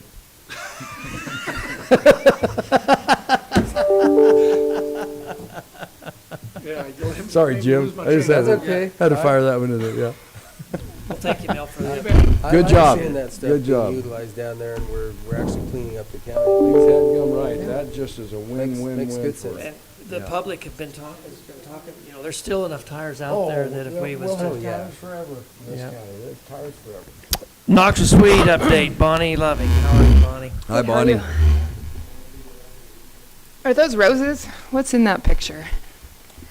They didn't smell like Look like roses to me. tulips to me. Yeah, they're Canada No, they're thistle. really, they're actually one tulip. Where's that at, Bonnie? I don't know if I should Is that say. your house? No, that is not my house. It's not somebody's house, though. I'll say that. Okay. Okay. Thistle growing up around it, nice bouquet of thistle coming up too. Yes. Okay, Okay. now I want to let's- know where that is. I'm trying to figure. Yeah. If It's in not Cortez here, somewhere. It's somewhere else. Yeah. Okay. Shaq. What is this? Looks like It's green not hoary weeds. crest, but it's It's is it hoary mature? crest, It's matured and it's out gone to Going seed. to seed. Yeah. Okay. Yeah. I haven't seen it that I kill it before it gets to that. Good. That makes me happy. How tall yeah, is this that? was That a looks pretty. pretty tall. This was a big one. It was Yes, probably it 2 feet was. tall. Wow. So at this point, I would bag it and dispose of it if you do have some. Yeah. Burning it would be nice, but Burn it it's if too fire- dry yeah. and windy. Okay, So in May, we had a total of, well, not a total, we had 209 landowners call us, and this isn't repeat landowners. This isn't calls playing phone tag. This was the baseline. 209 different people called us in the month of May. We had 28 office visits. We had 65 landowners ask for a consultation or management questions online. We did 30 property visits. We did a noxious weed management webinar with Montezuma Land Conservancy. We loaned out 47 backpack sprayers. And then we located a new A-list species off of 160. It's called Dyer's Woad. Kind of looks like just a big tumble mustard, but it looked odd, so I pulled over. So at least we caught it before it started moving around in our county. This is the only location that we've seen it here. There's less than 10 known populations within Colorado of this species, so we just got to keep an eye out for incoming A-list. It's called Dyer's Woad, huh? Mm-hmm. That'll be weird name. Yeah. Okay, so June plans, lots more backpack sprayer loans. We have a long list of people waiting, and we're going to be targeting Russian knapweed and thistles. Before last month, we were pretty much targeting hoary cress, and we put the knapweed and thistle landowners on the wait list so we could prioritize the hoary cress. Could you explain that more in detail about how the program works? Okay, so each landowner within Montezuma County can get up to 2 free backpack sprayers, and it's kind of equivalent to the cost share program. So if you have just a little patch of weeds, instead of purchasing, an entire container of herbicide or hiring somebody to come out just to get this little group of weeds, they can come and apply for a backpack loaner program. So we help them identify what species they have and what kind of area they're spraying in, and we will loan them out a backpack sprayer so they can take it home and go ahead and treat it themselves, and then they bring it back. Product in there to It's already loaded, treat. yeah. Yep, it's already loaded with the Yeah, it's correct already loaded. herbicide, surfactant, and then we put a blue dye in it. So if people within city limits want to utilize the program, their weeds obviously affect our weeds, so we go ahead and allow that to them, but we do charge $20 to cover the herbicide cost. Good. So it's a great program. You bet that is. That's Yeah, we were smart doing stuff. some research for what other counties did, and another county did this program, so we tried it out, and it's very successful. We have a lot of more property visits scheduled. We have probably 20 scheduled for this month. Leafy spurge, do you guys know what that is? It's on the B list, the state B list, but we have it on our A list because we're trying to eradicate it. We only have it on probably 4 properties within Montezuma County. So even before me, Don Morris would go ahead and treat that leafy spurge on those properties just so we can get it under control and eradicate it. La Plata County actually has a bunch of leafy spurge. It's very toxic. It has a milky sap inside of it. And all spurges will have a chemical reaction that shoot the seeds away from the plant. So it's pretty impressive. So we're going to be treating those on 4 properties this month. Black henbane is also one of these species that we don't have much of here. There's a lot in La Plata County, but we're trying to eradicate it here. It's only on 2 known properties within Montezuma County, so we're trying to nip it in the bud. Cutleaf teasel, this is another A. It's going down Hartman Draw, so we're trying to get this under control before it spreads. Weber Canyon, I'm going to be going up on that state land piece probably tomorrow or Thursday. I'm just going to borrow a horse and go map and see what it looks like. And then I'll try to find a good location to have a little tour. I don't know what the requirement's, less than 10 people. I don't know. So I'll be scheduling that hopefully 50, when... we can go with 50 now. 50? Oh, okay. Yeah. So hopefully when, the thistles start blooming, I think that'll be a nice time to take some people up there to... The purple mountain Yeah, side. to see the difference between management. It'll be interesting. We are going to be doing Dalmatian toadflax biocontrol releases. We've been doing that for a long time, so we'll probably get those in pretty soon, so we'll start releasing them. We are getting our new mulcher attachment pretty soon, hopefully this week, so the guys can start on south of town on County Road G. There's some huge fields just covered, so they're pretty excited to put the chainsaw down for a while and have fun Take with the this mulcher excavator. So those are some plans for June. So putting things into perspective for the Colorado Noxious Weed Act. So what do we value? I value my children. I value my horses. But what's the top value is our land, because without our land, we would not be able to feed ourselves. We would not be here. So really our top value, our most scarce resource is our land. So I just want to highlight the importance of taking care of our land. Next slide. So why are weeds so extensive here in southwest Colorado? Pretty much because of how dry and arid our environment is. We don't get much rain. So we do have very sensitive ecosystems. Overgrazing has been a huge impact of this land. And I just want to highlight the importance of education, and try to prevent this overgrazing because it's really impacting our county. And I'll show you some pictures. You can just scroll through these at your own. You can just see, the amount of overgrazed and what it leads to.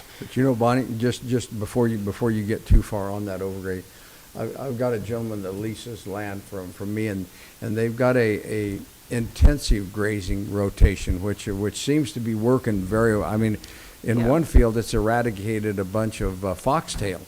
And they go in and it's very rapid, very rapid temporary, but you graze it right down, and then you get them off and you make sure it's fertilized and water come back. But I'll tell you that intensive grazing looks like it's really doing some good for the pastures and the grasses, and it's making sense to do it that way. Yeah, your property is looking really good. Rotational grazing is definitely very important. Yeah, I think. But I understand what you mean, overgrazing, especially in dry land conditions where you don't have the ability to water things back and get things rehabbed. And most of our county is dry land. Yeah, and I think the rule of thumb is take half and leave half, because if you take more than that, your natives are not going to be able to bounce back. But those noxious weeds, when they come in there, for some reason they don't need water, they just thrive anywhere. They grow. So it's very important to protect those natives. And I've done it. I've overgrazed my field, and I've been trying to reseed it for the last 3 years, and it's a pain in the butt.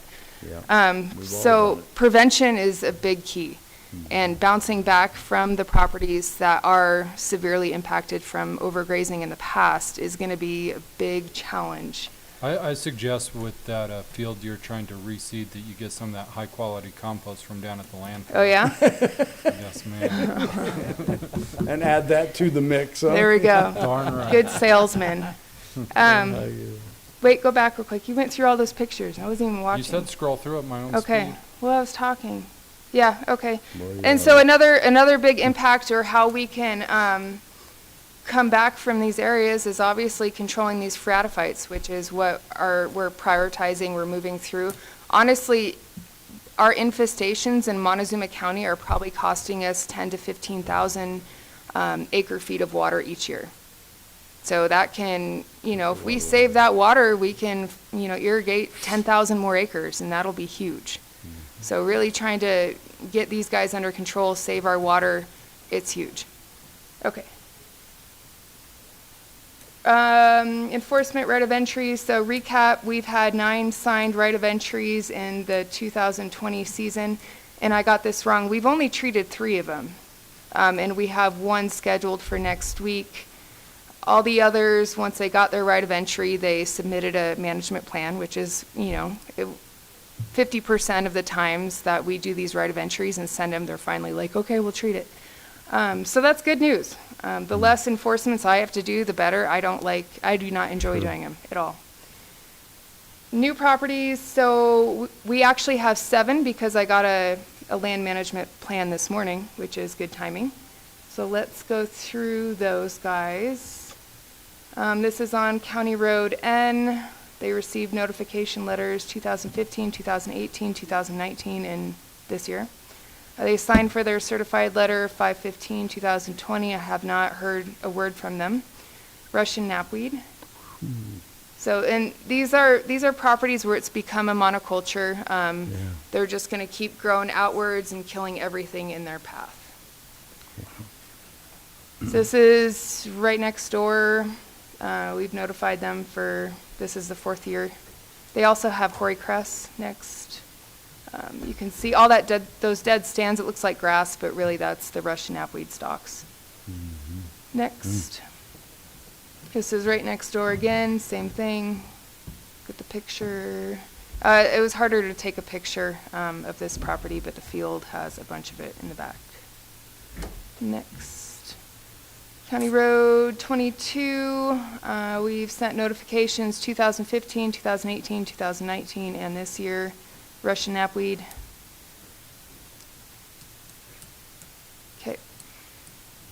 County Road L, this is right next to 491. We've sent them letters for a long time now. Next. I didn't get great pictures, but it's just solid monoculture of Russian knapweed. And it's right next to the road, which will probably spread the seeds. Next.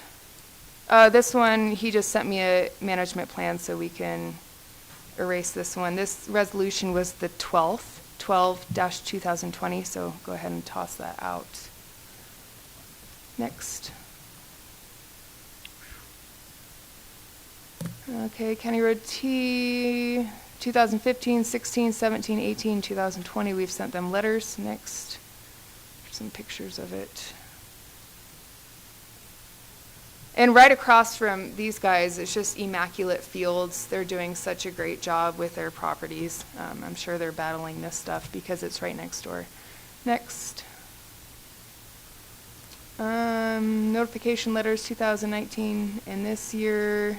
Okay, so these guys have our A-list species. These have leafy spurge. It's right across the street from the properties that I've been treating. I sent them a letter last year and said, hey, give me a call. I'll come and treat it myself free of charge. We just want to make sure that it's getting taken care of so it's not spreading, because this stuff spreads like crazy. No response, so we sent a certified letter this year, still have not received a response, so we need to go ahead and get this managed.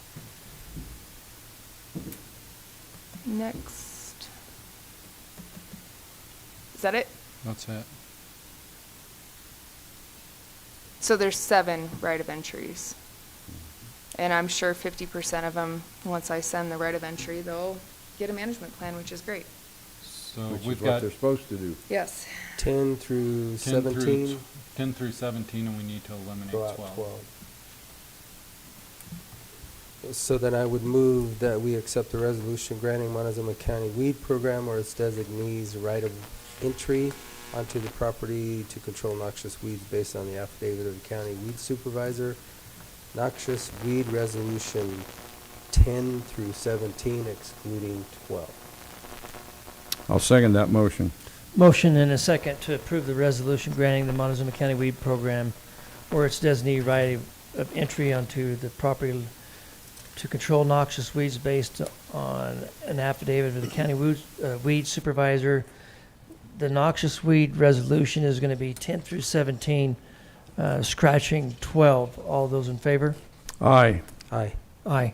And while I'm here, Russian knapweed right now is a great time to get it, right when it's developing the buds.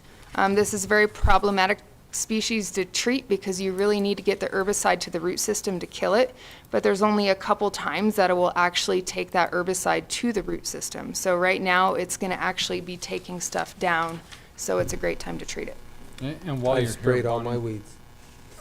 could you just go over one more time for the public, because I know times are financially tough, how that you still do the cost share program with this? I know Megan covered it. Yes, last time. so we have $50,000, I think, for the cost share because we got some state funds and we have county budgeted funds. We will reimburse 50% of the herbicide cost. If you hire somebody, if you go and purchase your own herbicide, just keep your receipts and send them to us, and we will reimburse 50% up to a maximum.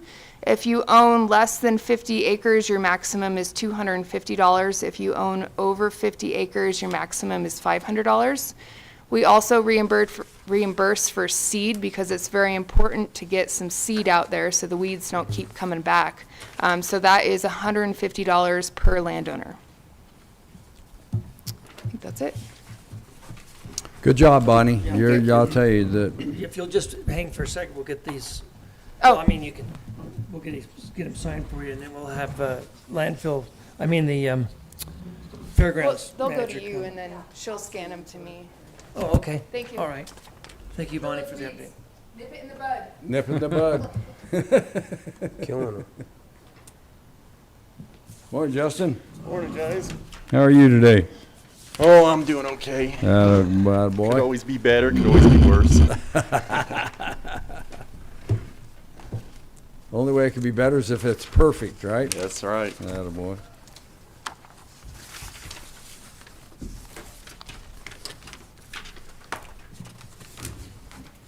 All right, go ahead. Okay, well, start off, our attendance and income are still quite a bit down from what they should be at this time of year. We're at 5880 for attendance, 21,873 for our income. The last month we had commodities, they went good, and then we had the 2 car races, and they've also went good. From what I've heard, I mean, I don't think there's been any complaints from, you know, as far as them following guidelines and procedures and all that stuff. Upcoming here in June, today and tomorrow, they're going to do their animal tag-in for the fair. Tomorrow's the COVID-free testing that Jim Spratlin was talking about earlier. Mm-hmm. And then we got some car races scheduled again later this month, commodities. And we got a few events like team ropings and barrel races that want to do some stuff, you know, but we're still, you know, hashing out the details. Will those be outdoor events, Justin? Will they be in the outdoor arena? Yeah, the team ropings are wanting to do outdoors. The Uh-huh. barrel race would prefer indoor, you know. Yeah. They like the nicer dirt in there and, Yeah. you know, able to keep it a little bit better, Right. you know, for them. Right. I know I got a couple proposals out to the health department and Shack right now, and we're kind of, you know, going I think over we need to things make and- those fit. I think we need to do everything we can to make those fit. I agree. Especially And- outdoors. Well, without. Even indoors, I mean, And my even gosh, indoors, it's the in that biggest arena tent. room out there, you can have Yeah, space. I mean, They'll be further away than they will in Walmart. yeah, yeah, amen. So you keep pushing that the right direction, Justin. Okay. You make those work. Okay. I mean, I don't know what you know, kind of come over the governor's meeting yesterday, but, you know, I'm hoping maybe we can kind of go down those roads with the amount of people and things like that, you know. Yeah. And then later in the July. Well, you know, he said the outdoor, I mean, that was one of the, he wants everybody to But get be outside. be outdoors, get out in the sunshine, get out and get outside. That's right. Yeah, I know. I think their worst problems, though, is, you know, how they're handling money and awards and, you know, things of that nature, you know, where you're putting, you know, things in 2 different people's hands, you know. I think that's If kind of where anybody we're... doesn't know how to hand money over, just send them my way. I'll help them learn. Shack's yeah. 101, money management. Yeah. And it doesn't even have to be handed. I mean, they can Yeah. get somebody's routing numbers. I mean, they can do it all electronically. There are different ways of doing things than Mhm. just handing it to them if they're. Yeah, and those are a lot of the they're details that concerned. we're trying to hash out, you know, and it most of it's just whether or not they can, you know, get accepted to put it on. So, I mean, Who would That's their- accept it? well, it has to be accepted through our health department and then, of course, you know, through the county. So that's why I'm working with Shack, and then I know the health department gets a copy of their proposal to look over as well. So, Well, You let us know Team right quick, roping. like when you Yes, sir. yeah. send that to the health department and Okay. their response to well, you. yeah, I can send you guys a, you know, an emailed copy Yeah, of their do proposals that. as Keep well. us right tight in the loop Okay. on that with the health department. We'll do that. And then, of course, you know, we're looking forward to hopefully a fair in later July, Yeah. and, you know, and then a horse show as well. So that's some of the stuff coming up. Other than that, we worked on the lights in the kitchen at the end of last year, and, you know, we got those all done before our remodel this year. We did go ahead and finish up the lights and change those over to LEDs in our south meeting room, or our archery room, as we call it. Good. We got those upstairs meeting rooms. Those are all now been retrofitted to LEDs from the old Good. fluorescents. So right now, we are about as energy as efficient as we can be as far as the lights go. We're all LED or those little T5s in the arena, except for the racetrack. The racetrack's the only thing that's not, Yeah. you know, and that's something we probably need to look at. Yeah. a little. Yeah, we've had a discussion about that, an upgrade for those lights. But I also know the electrical down there is not the greatest either, so we're probably gonna need to do. It may be a whole project down there. It with might that be, stuff, yep. Yeah, Yep. yeah. Well, yeah, that'll be coming. Yep. And other than that, the kitchen bathroom remodel, I did get a hold of, I believe it's Cortez Home and Office. Yeah, And good. he is set to begin this next Monday. Good. I'm working on that. Tell him to get on it and get after it. Yep. Yeah. And, Good. other than that, right now, we're just kind of, we're getting ready for this COVID testing tomorrow and a couple other little things, the remodel, and hopefully we can get some of these events going. Yeah. That's where we stand. Well, it isn't going to be the commissioners. What would be the first event for us really would be the fair, right? And Big event, July? yes. Big event, yes. I mean, That- as far as Well, I think our car race, I think we're we need still- to start paying attention to our racetrack and stuff out there and start looking at seeing how we're going to be able to get public involvement in that, not just the racers and their pit crews and stuff, but No, I agree. I want to see us start opening.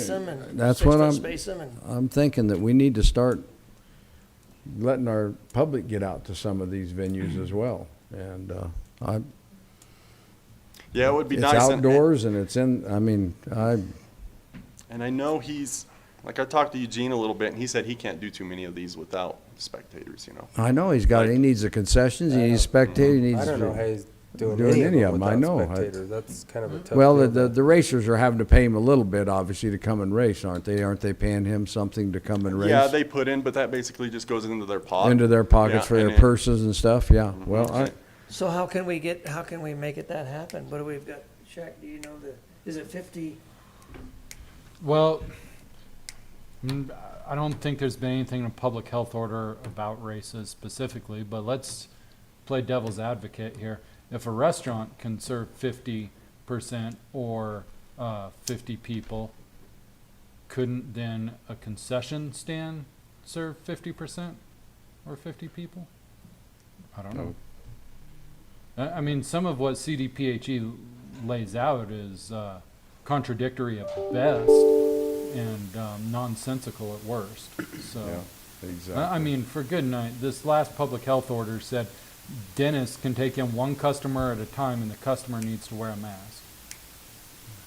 To the dentist's office. Oh. Get your teeth cleaned. So, I mean, if you're asking me to explain what's going into the thought process up there, you're going to need to pay me $125 an hour. And I can review those documents. Well,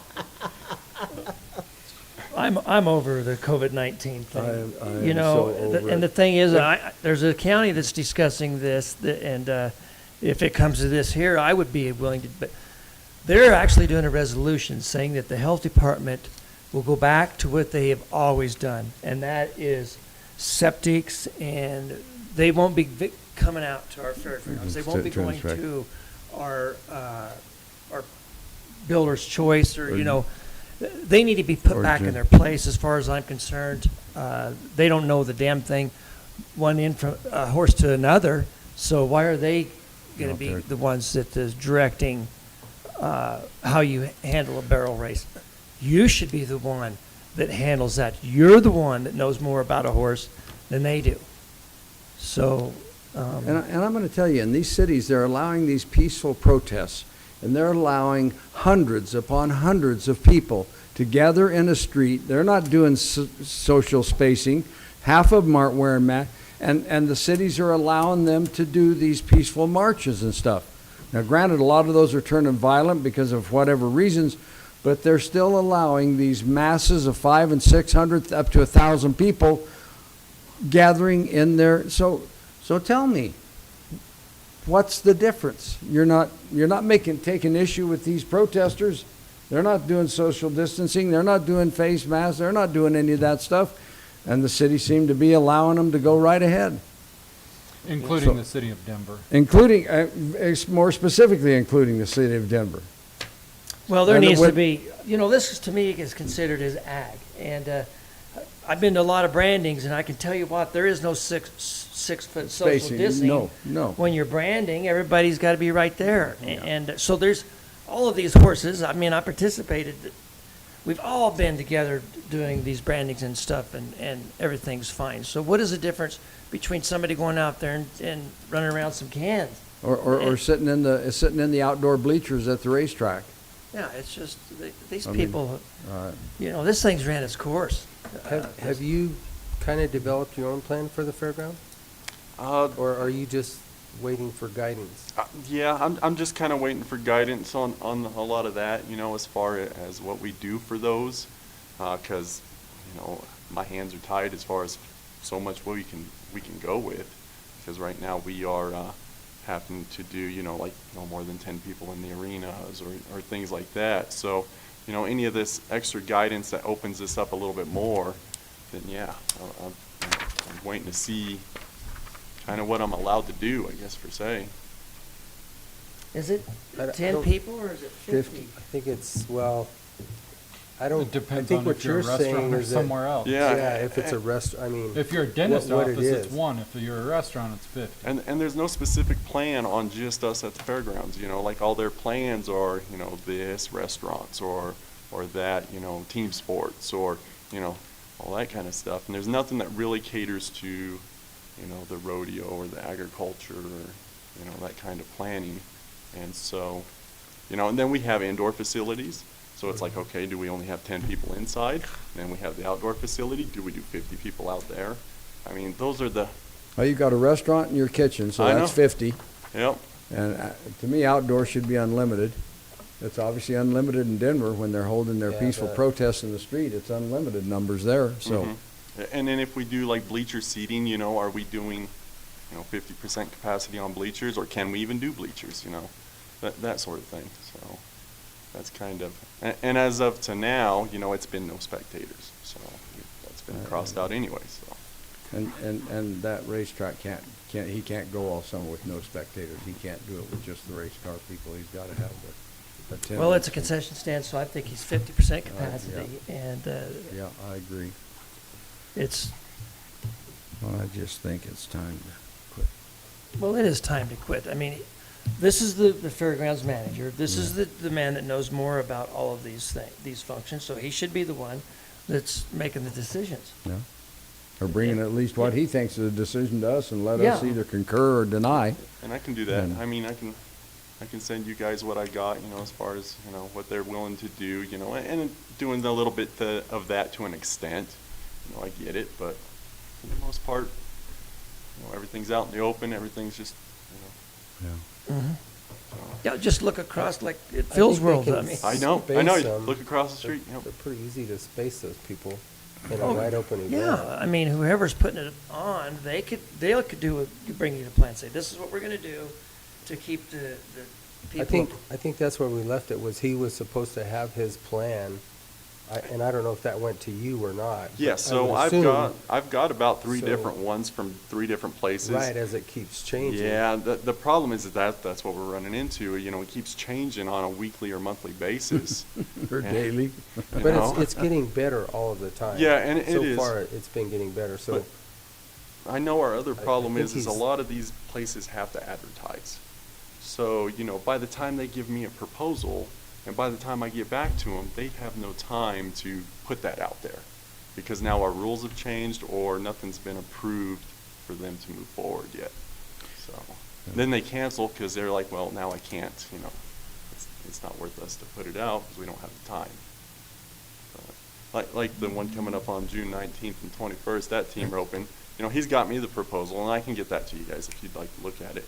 And then, you know, he's on that kind of time restraint thing too, so if he could know as soon as possible, you know, then he can get it out there and then go from there, so. That's kind of where we're at. Well, I think it's a little bit short to try and promote much for this 5th and 6th car race, because that's coming up this week. But I Yes. think the 2 19th days. and 20th, they need to start advertising that the public's going to be, that there's going to be public allowed, that there's going to be on the 19th and 20th? 5th and 6th? Oh, okay, we'll go, okay, good, so, well, I didn't know if you had time to get that out there or not, Yeah, I then didn't that's know that even either. better. I'm good with it. I mean, I'm my not gonna gosh, stop him. We I'm not- gotta. He's can't running his live in our- business. I'm We not said gonna run say your a thing business. to him. So, it's his business. That's He right. rents it. That's He right. leases it as a business to be ran, is all, it's his business. That's Yeah. right. And his is a little easier for him to make a decision, because we've already got everything leased, with him as a contract, and he's Right. already got dates preset. So, Right. he can advertise like, this is what we're doing, and it's easier for him to cancel, Yeah. rather than, Then, yeah. try to. And he's so the I one get that should do that, not I us. get that compared to our other events, but, we got that, and then, the only other thing we got out there is like our open riding. We still have the after hours closed down. I don't know if that's something that we're willing to allow to kind of come back into. What kind of volume did you have in your after hours, do you know, Justin? There's really not much. Not much, I mean, no. you get the same thing as you do during the day. You get one or two here and there that come in. And probably the same people doing it. And it's the same people that are doing it, yep. I'd do it. I don't I'd do care it about- too. And I know more, they're more than responsible. Let them have it. Let them, that's what that facility's for, is to accommodate some of our citizenry to be able to do the things they want to do, and they've paid a entry fee to do it and bought a permit to do it, so I think do it. Mm-hmm, yep. Not yep. only that, they own the facility. They- That's they, true. It's their They place. only have to do that monthly, right? No, Or it's do a they- yearly card. Yearly right? pass. It's a yearly card, so yeah, the after hours card that we just started this year, that costs $50 per family, anywhere from one person to a family to come in and use the event or use the facility anytime after we're closed, as long as we don't have anything else going on. So like after 5 o'clock or something. Exactly. And the thing is you say, what do they call that, traceability? Do you know who it is? that- Contact Yeah. tracers, Yes. because the Yes, card, and- the card, and they the use the card. door to Their get card, in. yep, their card tells us who comes in. We Yeah. have the cameras that look at the door, Yeah. so we see the faces, and we know exactly And who's all coming open in. it back up for them. Let them have that. I agree.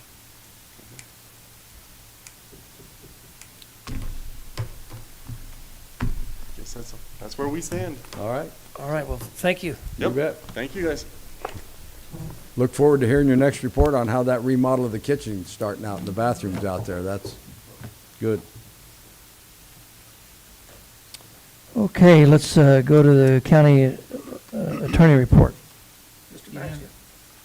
I was going to wait to hear Mr. Dietrich's report first to see what I want to add. So if James wants to go first, if that's okay. Yes, that would be Okay. fine. Yeah. Come on up, James. Good morning, Good morning. James. How are Good you? morning. Good letter. I appreciate that. Good letter, or at least that's my opinion. Well, I actually had to go back and do some research, because there was resolutions that predated me, and Yeah. there Oh, was yeah. a lot of stuff that I had no clue I about. gotcha. So I gotcha. I actually had to do a lot of research. Yeah. Did you find that we were doing it according to Hoyle? Well, I found the resolution Yeah. and what you guys had done. That in no the net past loss for- resolution? no, zero loss for private land, and then I obviously read the letter, so. Mhm. Do you feel like that this is an appropriate statement to our Forest Service? Yeah. I think it's an appropriate statement, but my question was, I mean, it doesn't matter what we say or not. No. They can still do Can we this, stop right? them? I Yeah, doubt that we I guess can that's- stop this I think transaction. we're supposed to be able to stop them. I hope according we to the can. law. Let me see that letter if you cited. I would be tickled to Yeah. death if we could That's the stop one that that Derek transaction sent, and then without this is them the one doing that- the no net loss to us. I mean, As I recall, it was supposed to be state concurrence with that. exactly, So exactly. there was a state step in the Yeah. Yeah, I hope that we can slow this thing up, at least get it stopped until they can find a parcel of land that they're willing to put up for sale to private entities here. Does it have to be here, or can it be anywhere? No, I want it in Montezuma County. I want Gotcha. it So that here there's where, no- yeah. No net Yeah. loss To in this Montezuma county. County, that's Yeah, exactly because right. we're- Gotcha. What are we at, 26.6% left? That's all the private property. Yeah. Right, and this is Yeah. 100. We're a minority. We need to acres. go out and protest, have a peaceful protest. We're a minority. And I'd suggest in this letter changing the word that we don't support to we don't allow. Really, we're going to need the state legislature to do its job and not allow it, because they're supposed to get our input and only agree to it if we agree to it. But support, I think, is too weak. I think we should say that we will not allow the purchase unless, and you've got the good qualifier in there. Okay. No way allow instead of support? Okay. That's even, Just that's even make it clear. That's even stronger. I mean, that's even stronger. Yeah, I like that. Yeah, I can make that change. Okay. Okay. All right. Okay. So was this, I just have to ask a question, and you Sure. might not even know this, but was this just something that was negotiated between the owner and the Forest Service, or how did this even, I mean, reading his letter, it's just called a willing seller? Yeah, Were it's just like were the they land sought out, or how did that? I would guess they tried. I got an email from somebody, and I can't remember who sent it, that the Forest Service in years gone by had to try and purchase this land from Eldenswicker, the father of Calvin. That they wanted to buy this land at some time in the past, and Eldon would not sell it to them. So now this land has transferred. Eldon is no longer alive and living. This property, through his estate settlement, has apparently gone to his son Calvin, his youngest son Calvin, and Calvin is the one that has probably been approached by the Forest Service wanting to know if he would sell this land to them. And I mean, I don't know the ins and outs of that, but from the history and what it looks like to me, the Forest Service is the one that's wanting, and Calvin may not have any use for the land. He doesn't live here anymore. He doesn't run cattle here anymore, so he probably doesn't have much use for that piece of ground anymore. And so the Forest Service approaches him and wants to buy it from him and add to their public lands. Right there at House Creek? Yep, right on the Remember road. map that I looked at. And I'm okay with that. I mean, and don't get me wrong, I'm all right with that as long as the Forest Service is willing to put up some land for sale to some private individual that Go probably back borders into- the Forest Service somewhere with some private land that would like to add to their holdings in private land and buy some from the Forest Service. And Jim, do you remember what years ago when this issue came up? I wrote a letter to the state legislature, and I want to try to find it. We were objecting to a land purchase. What was that? Sure, Do you remember? I've been racking my mind on that, and I don't recall. I can. It's the Wallace. It's the Wallace. The Wallace property down on Yellow Jacket, because it was supposed to go to auction, and the dadgum BLM and Canyon of the Ancients got in before it ever went to auction and bought it and paid $1,789 an acre for it. So in addition to this letter from Jim's department, I mean, I probably ought to dig up that letter, change the wording in it, and send it back to the legislature. That might be very appropriate, As well, John. in Yeah, addition to this. because this is the same kind of deal, Mm-hmm. and so. No, and no other private individuals getting an opportunity to buy this land. It looks like it's a closed-ended deal between the Forest Service and the private landowner. That's what they did. That land was supposed to go to auction. The Wallace property was supposed to go to auction. Never made it to auction. And they paid an exorbitant amount of money for that, for that property. So. And then tried to get a water right. Yeah, and then tried to get Yellow Jacket Creek water rights with it. And they do have a conditional water right now with it. They've got a conditional water right with it. Well, it would be nice to give back, or at least not give, but allow somebody else to have that equal acreage. I mean, it only makes sense to me, Jim. Here we're sitting 26.6% of Montezuma County is in private ownership. Correct. So The rest of it is 74%. National Park, BLM, Canada of the Ancients, tribal property, Forest Service. We're the minority property owner in our own county. Mhm. And they keep taking more.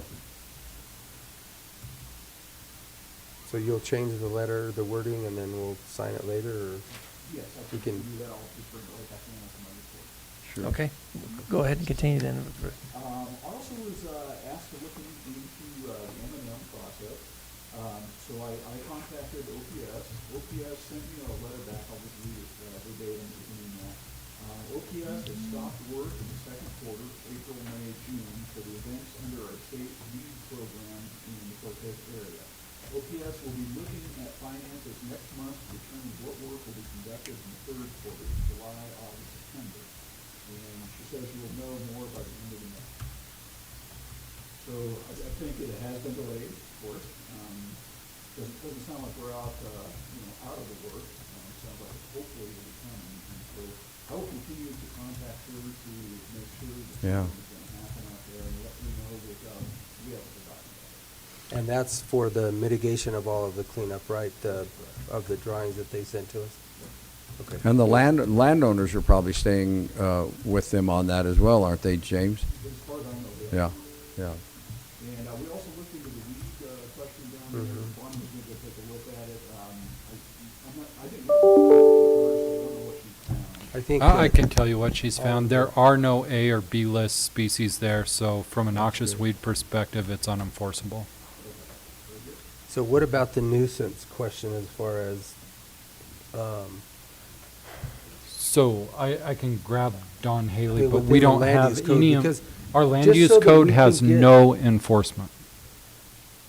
Well, the, we have enforced the land. We use have, code. we have noise, they're not producing any.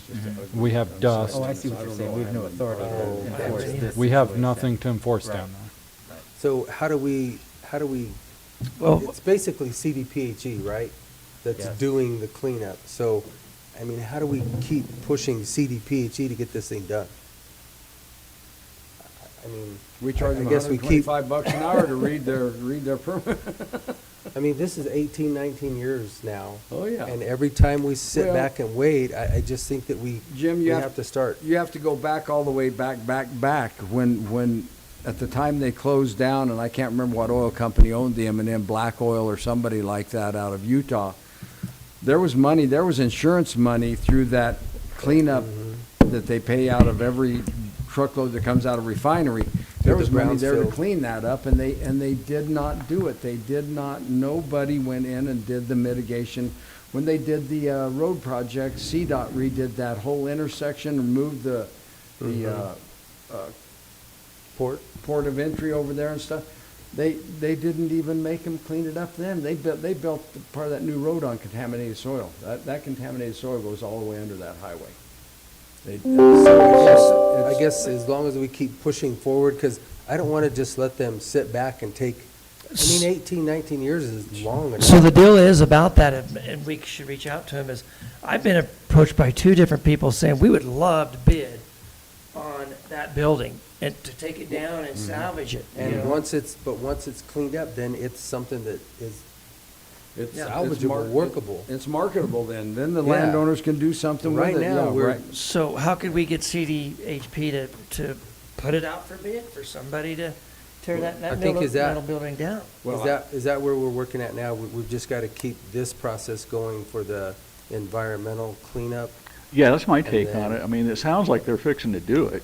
We just We need just to have to wait to through this continue quarter. to contact them and say, hey, when are you gonna get out there? But can So- they do it like a 2-part where they do the building first? I mean, it's gotta go The first. building still belongs to the owner. Yeah, I think Oh, the owner right. will take care of the building. We've got to right. take care of the environmental Contamination contamination. Okay. first. Only the soil. That's the only thing that OPS Okay. will All take right. care of. And Then then they that actually, opens the door to do whatever with that property. correct, whether then to it's re- marketable. Yeah, You can actually get exactly. rid of it.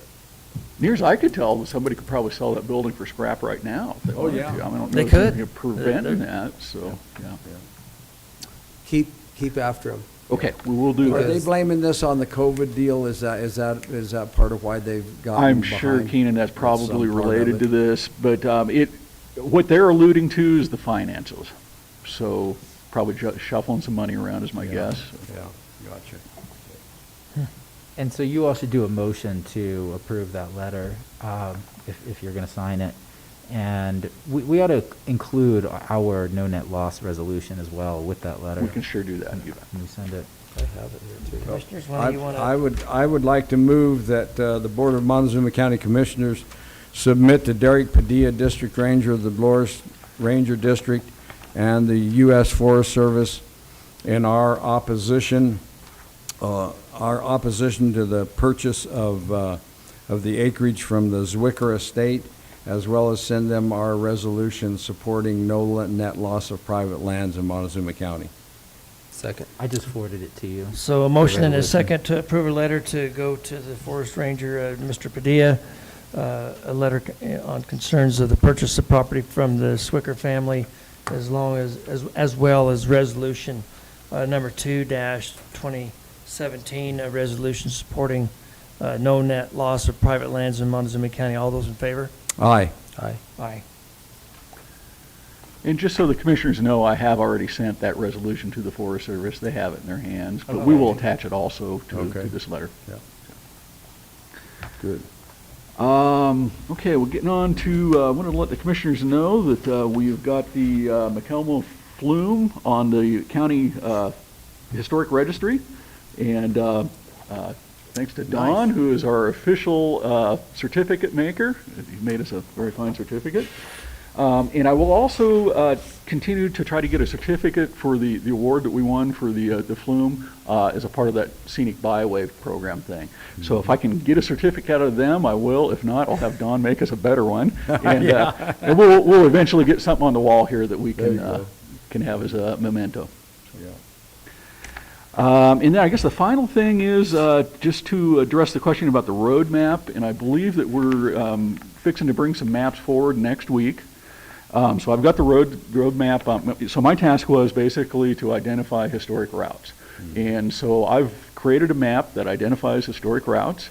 And at this point, I think that we can share that with, I believe it's the Southwest Public Lands Coalition. Yeah, Dennis Atwater. Right. Correct, yes. Right. And so they have offered to provide ground truthing and to review that map. And so we can advance that onto them. As soon as they get their review completed, they can share it with us and we can validate everything, make sure we're all on the same page, and hopefully move forward then with the resolution. Good. Okay. Good. Yeah, that makes Sounds good good. sense. Okay. That way they can verify everything. Okay. I guess that concludes my report for the day. I can't think of anything else here right off the top of the head. So I got something. Okay. And it has to do with that 2,000 acres, or how much land is it from the summit access that we've been talking about on 36? Sorry, up there. Yeah, for the horseback riding and the. Horseback riding on. So, you had showed me a proposed, there's a piece of ground there for sale that could be split up into 4 lots to get the money back, and then a parking lot.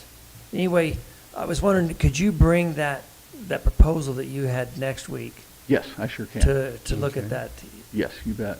And so, you know, too, I am trying to, so I've been working this through the MCRAC, and we're trying to get a field trip set up so we can go out there and take a look at it. It would include Connie, the landowner, if we can get the landowner to participate, and then probably CPW. I think they've got some concerns out there. Obviously, that SRMA is closed seasonally, so that's kind of their thing. It's a perfect situation. I mean, one road in, one road out. That would certainly alleviate CPW's concerns about, too much access, things along those lines. But we will try to get a field trip set up to go take a look at that also. So hoping to do that next week. I'm planning to be out of the office quite a bit next week. My wife's having surgery Thursday, so yeah, I'll be. However, having said that, again, I'm able to remote in, so I'm always in action now. Good, so no problem continuing with this, and I should be able to come in and make a presentation. That should be no problem. So we'll. Good. Okay. All right. Thanks, James. Okay. Anything else? I'm good. No. Okay. Let me go make that change. I'll be right back, and I'll leave it with Kim. Do you want to regress back to you, John? Then. Sure. I don't just make the motion to accept the letter, or no, Yes. we already did it. If you already did that, then No, we you don't did. need to.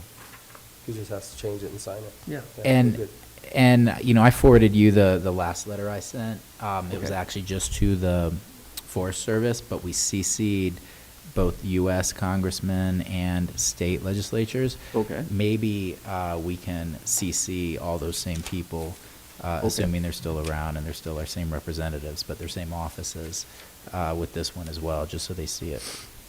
Certainly. You bet. Okay. All right. Thank you, James. I'll go make those changes. Is there anything else? No. Well, I'm meeting with Rob tomorrow to answer interrogatories on our PAX case.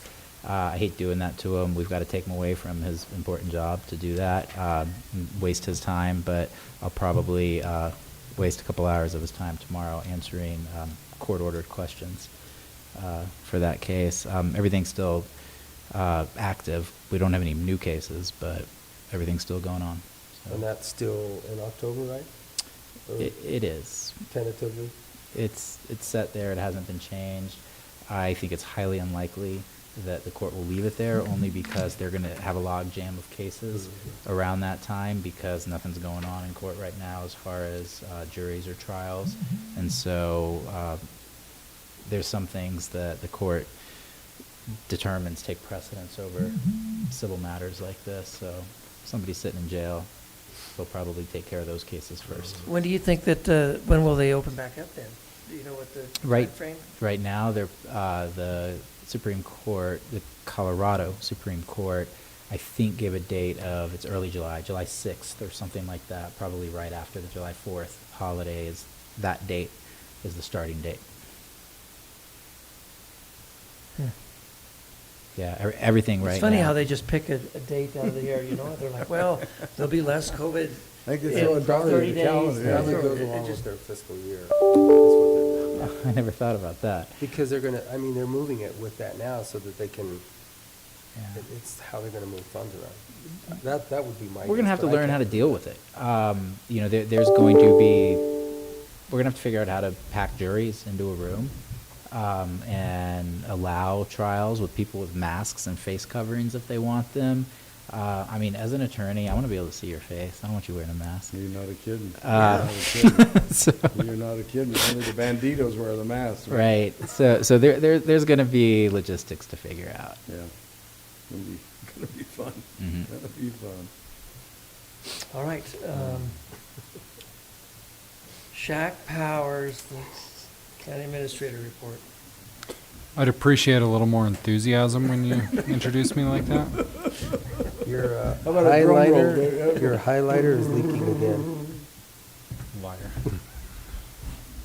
Oh, man. The first thing I have is the expenditure report for April. I had emailed that to all of you, so let me get all the way down to the grand total for the whole county, including road and bridge, public health, landfill, everything.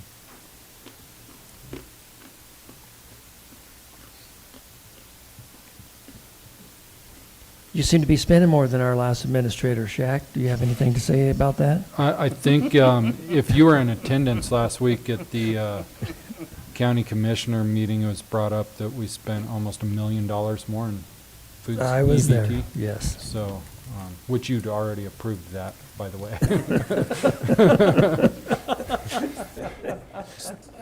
So I would move that we, let's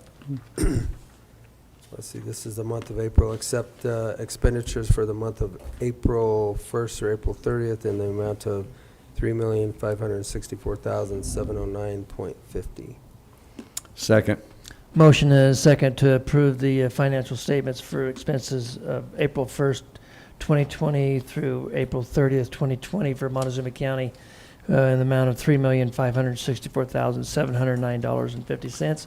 All those in favor? Aye. Aye. Aye. The next thing, and we kind of touched on this, I don't remember why it came up earlier in the meeting, but the CARES Act funding, the $275 million coming through Colorado. They announced last week that there's going to be an opt-in program for counties, and that it would be a 30-day opt-in process, and that one of the requirements was going to be that all the municipalities within the county, as well as the county, had to come to an agreement on the prioritizing of using the funds that was coming down. And they sent out a chart breaking down what we're going to get. So Montezuma County, I'm assuming since municipalities aren't broken out separately, including the municipalities, will be receiving $2,246,164. There will be briefing today at 3 o'clock that's going to begin telling us how we start this opt-in process and what those agreements are going to need to look like. At this point, we don't know much other than we're going to have 30 days to figure it out with all the municipalities, and we all need to agree. So I actually am not sure I just reported anything. I agree. So just to I think keep it's you. just, I think it's just gonna be, and Heather is out there also, but for our administrator, the city managers And or town town manager. managers to put their heads together. I'll be at that Zoom meeting this afternoon also to see what that framework looks like, but 30 days is a short period of time, but the money is available. I we would can add get to our- that, the attorneys, if there's going to be agreements, the attorneys are definitely going to need to be involved in this. Right. So we'll kind of see what that framework looks like at 3 o'clock. And I don't know what it's going to take to bounce that back and forth between us and all of our boards, and I'm not sure the state that's issuing 30 days understands the speed at which governments work, but We'll get I'll it leave done. it at that. Special But meetings could be held. We We'll get won't it know done. more of how this process is going to work till this afternoon, and then. Are these dollars to go for, do they state what this money is to go for? Is it to go for COVID-related expenses? Do they state what the, They give a very brief explanation that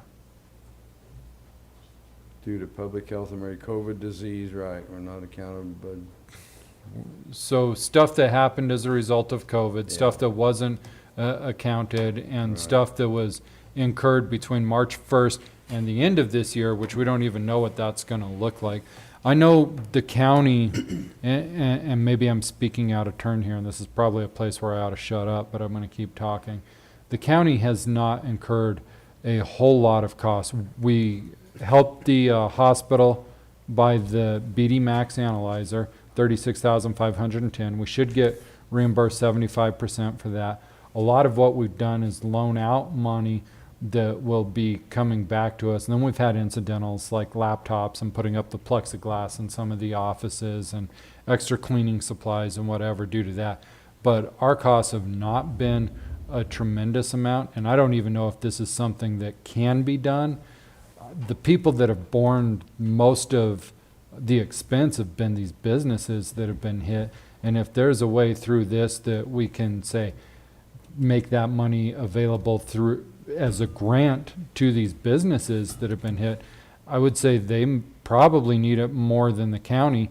And if these businesses close up, who's going to pay the taxes moving forward?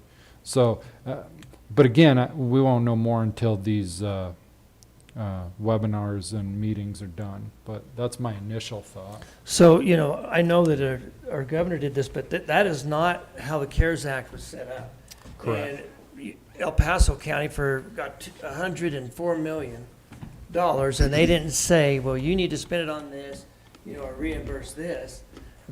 That was the relief, and then they're over 500,000? Yeah. Yeah, so they got their distribution straight from the feds. Right. Where now DOLA is being, Well,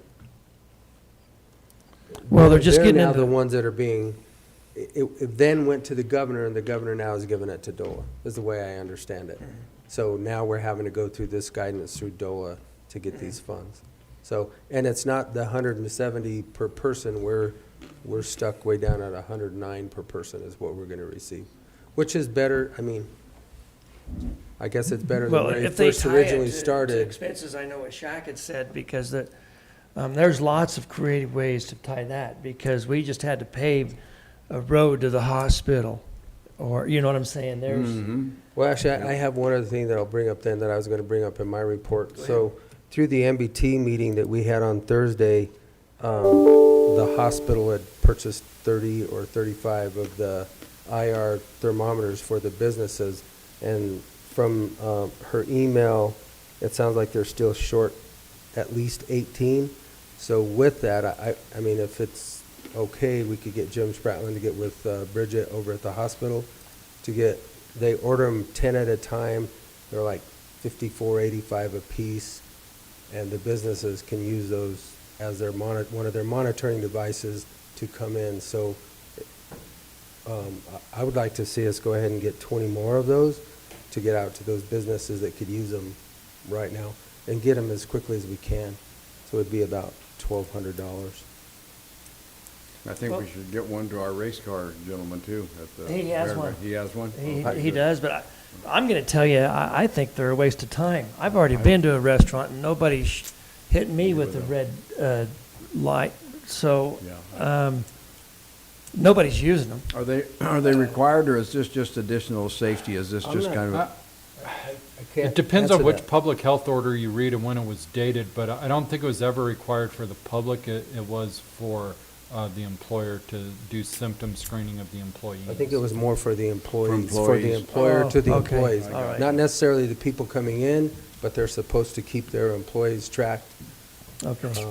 And then But that I way can they tell you your temperature, go take off and jog 100 yards or take a dead run and then take your temperature.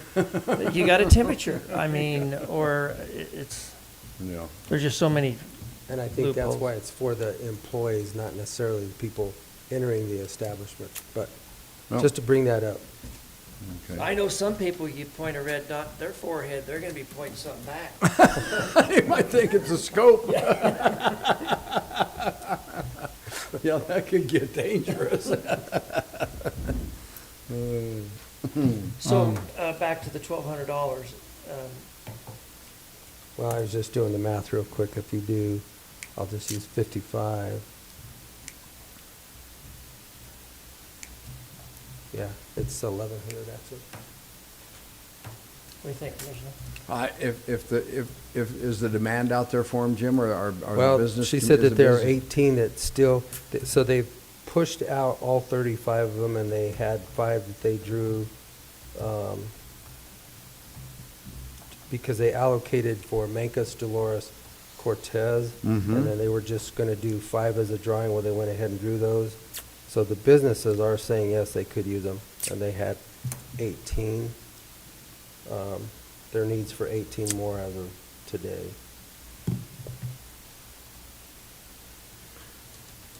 And a lot of that's going, this text says for other businesses than like restaurants, for gyms, yoga studios, and so on and so forth.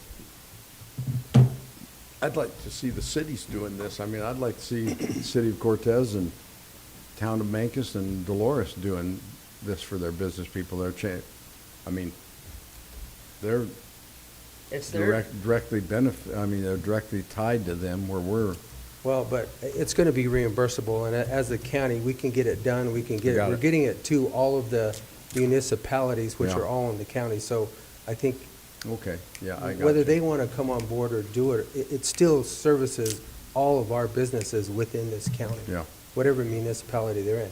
We're trying to help the businesses get going, and if this is one little step to help them again, it's reimbursable, I don't see, Then- that's a pretty well, I small agree with that, but ask. I would say, I show you what the city of Cortez is showing everybody, is that we don't need the city of Cortez because there's weeds on it. I'm trying to figure out if anybody works for the Is city of anybody Cortez home- anymore. Anybody home anymore? What are they doing? Yeah. It's like they just quit working. If you go down the sidewalks, Yeah. the chips that they used for for the ice on 491 Mm-hmm. from the city to the golf course, this is almost, well, it's June 2nd, and they still haven't swept them off. Swept them off, yeah. I'm honestly trying to figure out what it is, and they're sitting on $9 million in the bank. What are they doing?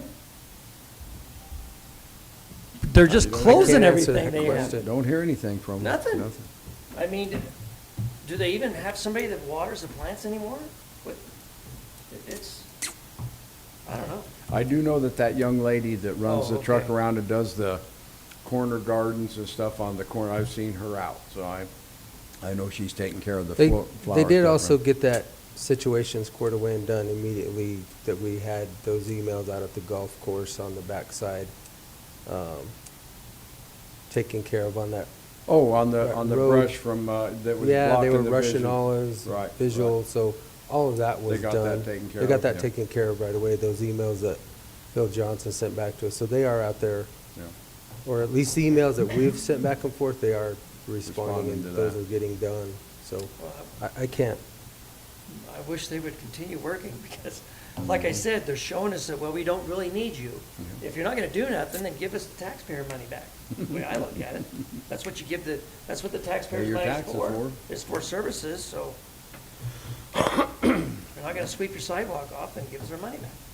But anyway. Two different things, though. You're talking about the Yeah. COC, and I'm talking about the business. Yeah, with So this being a COVID-related reimbursable expenditure, and we can expedite those and get those to the business people that need them, I'm in favor of that. I think that's one way we can, in a small way, we can help these businesses get back to operating, get back open. So I would move that the Board of County Commissioners spend $1,100, and how much, Jim? What was it?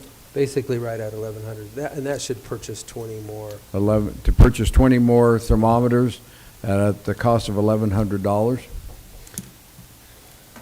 Second. There's been a motion and a second to approve the purchase of thermometers in the amount of, for $1,100. All those in favor? Aye. Aye. Shaq, are you done? I'm done. I'm finished until I interrupt you. I do have a message here from our weed department, who's apparently still listening. It says, please tell the BOCC we are fixing to send the city a letter about their weeds. They're doing a good job for code enforcement, but not taking care of their own stuff. Well, that's nice. That's when I was driving down the road. That's the exact same thing I seen. Good. That's good. Good going, Bonnie. Commissioners report. Which one of you commissioners would like to start? I'll start. I'm brief. I sat in on I thought it'd be interesting to sit on a media meeting with CDPHE last week. So it was designed for media information, and it's basically the same stuff. Take everything slow, do everything incrementally, encourage, go slow, do your part. Wanting to see kids back at school. Prevent staying at home as much as we possibly can, wanting to get people outside. And yeah, force, keep basically running through the same safe at home stuff, social distancing and all that. And they're going to do another one, I think, this week, which it really didn't tell me a whole lot. It's just kind of go by the same rules that we've been operating up until now. So about the same as all the other Zoom meetings that we talk to, CDPHE, they all talk the same stuff, so that's all I've got. All right. Mr. Candelaria? Okay, so Wednesday was our first legislative information call back with CCI, which you were on that one too, right? Or I Friday? wasn't on that one because Anyway, no that was their second day back. There was no voting. They were just talking about the introduction of the bills that were coming up. One of the big ones for me was item number 5, House Bill 1293, which is part of the emergency 911 phone service charges, which we're kind of on board with that anyway, with what we've just recently done. Yep. With that, supporting that. One that's probably going to get cut and taken out of the funding is going to be 1399, House Bill 1399, which suspends the limited gaming tax, which there's only like 8 counties, I believe, in the state of Colorado that are eligible for that. But it's typically 5 to 6 million, and they're already talking about reducing that back to 1.9 million this year. So it's going to be a significant cut, and they're kind of estimating that will probably go away. do you know how much we spend on that, Shaq? For how much of those funds that we use? For gaming grant, we get a lot of money from gaming grant. For the sheriff's So department. it varies on the gaming grant. What happens is if the sheriff makes a traffic stop or has an encounter with somebody that results in a summons, they ask them, have you been to or are you going to the casino? If they answer in the affirmative, then whatever money is spent on that, they can apply for reimbursement of that. So it really varies year to year. This year, it's not going to be as much. Apparently, the casino's closed. But So, how do we pay for the two officers then? Is that a direct payment from? so we also have a contract just with the casino. Okay. And that's separate than the gaming impact Okay. permit. All right. Sorry, Commissioner. That's fine. I mean, it's just, there's a lot going on with the legislation.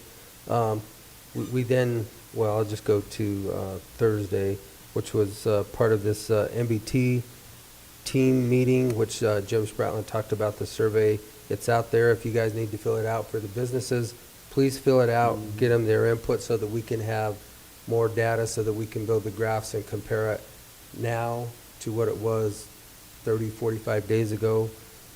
It's pretty critical. As he stated, there's only 39 businesses as of right now, so it's probably going to be a skewed number. We were able to meet with General Sherman from the Colorado National Guard. Commissioner Tell and I pretty much let him know how we felt about our variances, which was basically what he was here to talk about, and just to check on his other personnel that are here. So He mostly took notes and didn't say much.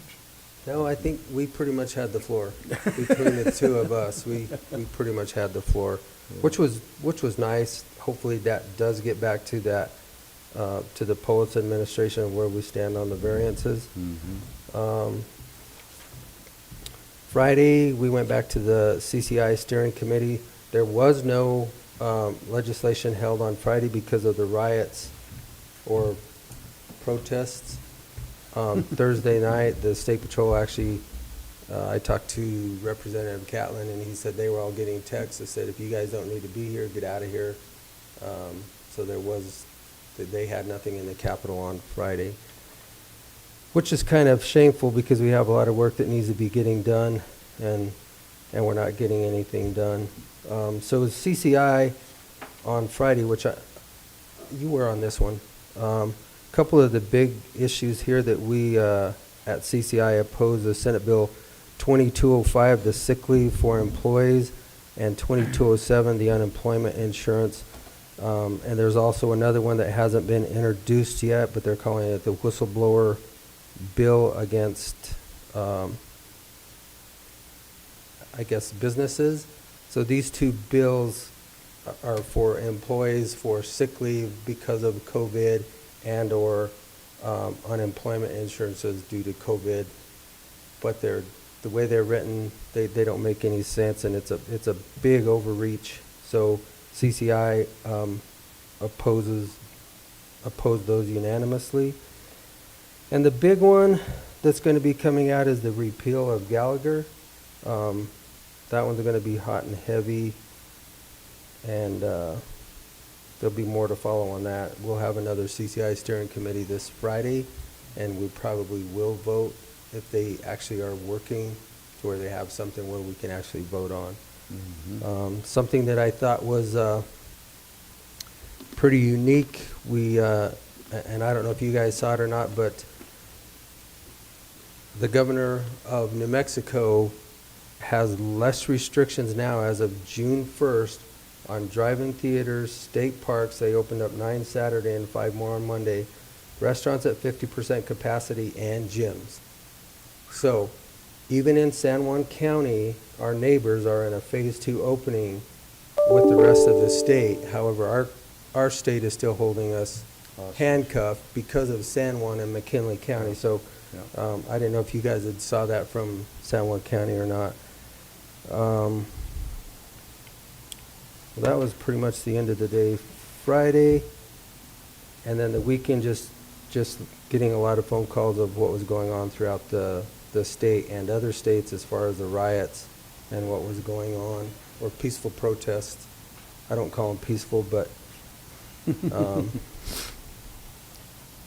that's pretty much it. And I attended the CCI Zoom meeting as well. But the Gallagher deal is going to be a big deal about they're wanting to repeal it. So I have asked this question and I have yet to get the answer. So in Montezuma County, Shaq, I believe you the one that was our sales tax revenue has been up, is that correct? The first quarter was up. Part of that is because of the amount of hoarding that went on, and then part of that is because of the way the sales tax changed when you order from Amazon or one of those companies to pay at the end user site. So this is what I'm trying to get at is the state keeps telling us that they're going to be short $6 billion or $3 billion, whatever the number is. So this is where the lies come in. The sales tax is not down, it's up. There's been more dang rolls of toilet paper bought than bottles of liquor. And bottles of liquor, whatever. So it's a lie when they say, oh, our sales tax is down. It is up. The second lie is they're talking about the housing prices. So let me give you a snapshot of what's going on in Montezuma County. In Montezuma County, the housing market, the ones that were for sale, has dropped 75%. So that means that there's only 25% of the total of 100. But so what happens when that happens? I'll tell you what happens. The housing values are up because there's 75% less in Montezuma County. So their big argument is well, the housing market, is going down. No, it's not. That's a lie because there's less houses. So there is a shortfall we're going to participate in Montezuma County. It won't be sales tax. It won't be the value of the houses. What is it? It is oil and gas. The revenue from oil and gas is where it's at. And so all of this other fluff that they're throwing in there about the sales tax and the housing values is a lie. It is a flat out lie. And I would love for somebody and maybe I could understand that might be different in other counties, but in Montezuma County, those are the facts.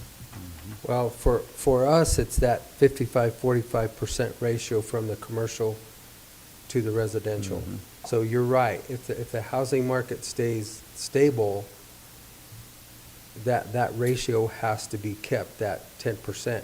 So that's what's going to drive, which is what we operate on, our property taxes, not sales tax. Mm-hmm. So because these other essential businesses were deemed necessary, those sales tax could be higher, potentially. However, it doesn't affect us because we don't have a sales tax.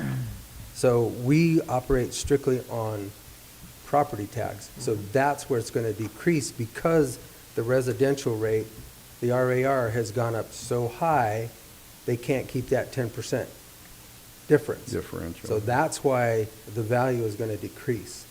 So it's their estimation right now, if this passes, it could go to 5.88 or actually even 5.2. Those are guesstimates right now. There's a range. They don't really know. So for us, that's what affects us as far as a budget within property taxes. So we don't operate on sales tax. I wish we were getting the sales tax. I understand that. But my point is this. If my taxpayers have to pay less money in taxes, that is a good thing.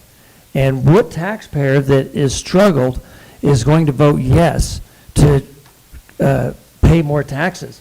Well, the way this is going, this doesn't go, this only has to be a 50% vote on the ballot, the way I understand it, at that meeting, again. Instead of 55. Right. So, like I said, this is changing all the time, but it puts all of the authority within the hands of the legislature, which is what's scary to me. Yeah, see, that's part of this Gallagher. I said it on a Zoom Gallagher meeting, and that's one of the downsides to the Gallagher. In Gallagher, commercial property is locked in at 29%. Your residential rates can fluctuate depending on assessed value and how those rates, those market prices go. But if you do away with Gallagher entirely, if they vote to do away with Gallagher entirely, then it puts all of that taxation decision-making on the legislature, and they cannot raise taxes. The only thing they can do is lower taxes. Okay, they cannot, the only way to avoid that is through mill levies, where the counties would have to go in and increase our mills if they lowered the taxes. And that's one of the big pushes to get that commercial real estate out of that 29% bracket. And if they do that, and they continue to erode the property values or the assessed valuation on residential, I'll tell you, we could see a significant amount of money go away from our property taxes, not counting the oil and gas that's going away, but it could lower. We would be needing to look at raising our mill levy rate to keep up with the same amount of income if they Which got through Tabor, that then kicks Tabor in. Right. Which then all of those have to go back out to the vote. to a vote. And Of the public. It could So get real sticky. it- Either way, it's going to get sticky. It's going to be sticky either way, with or without Gallagher. Yeah, Can with I or ask without a it, side it's just gonna question be a about matter Tabor? of- Go ahead. My side question about Tabor is, what are they going to do about the $3+ billion they've overspent this year? The state? Correct. Have they overspent you $3 have to billion, ask or are somebody they from not the seeing state. that coming in as revenue? No, they're overspending on their reaction to COVID.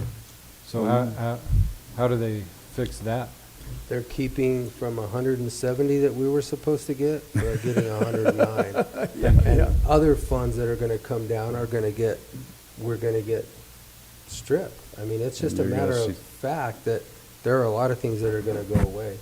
Because they will make up that 3 this year and that 3.2, I think they said next year, billion. 3.2 or 3.3. So it's just a matter it's of where do bunch. we, for the next couple of years, how do we start budgeting based on those? We're gonna be cutting.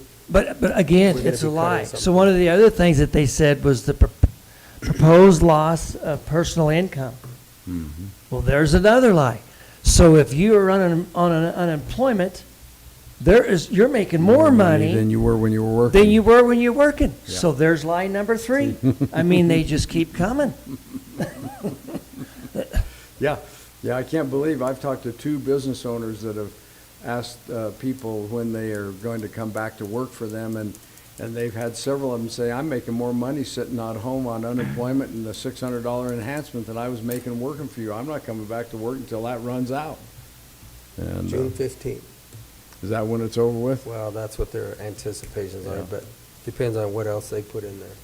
If they want to, I can tell you, if they want to get their funding back in order, they need to repeal Senate Bill 181. Yeah, oh, yeah. They need to let our oil and gas go back to work, and they need to, instead of adding on more regulation, they need to do exactly what Trump did 4 years ago. They need to slash regulation.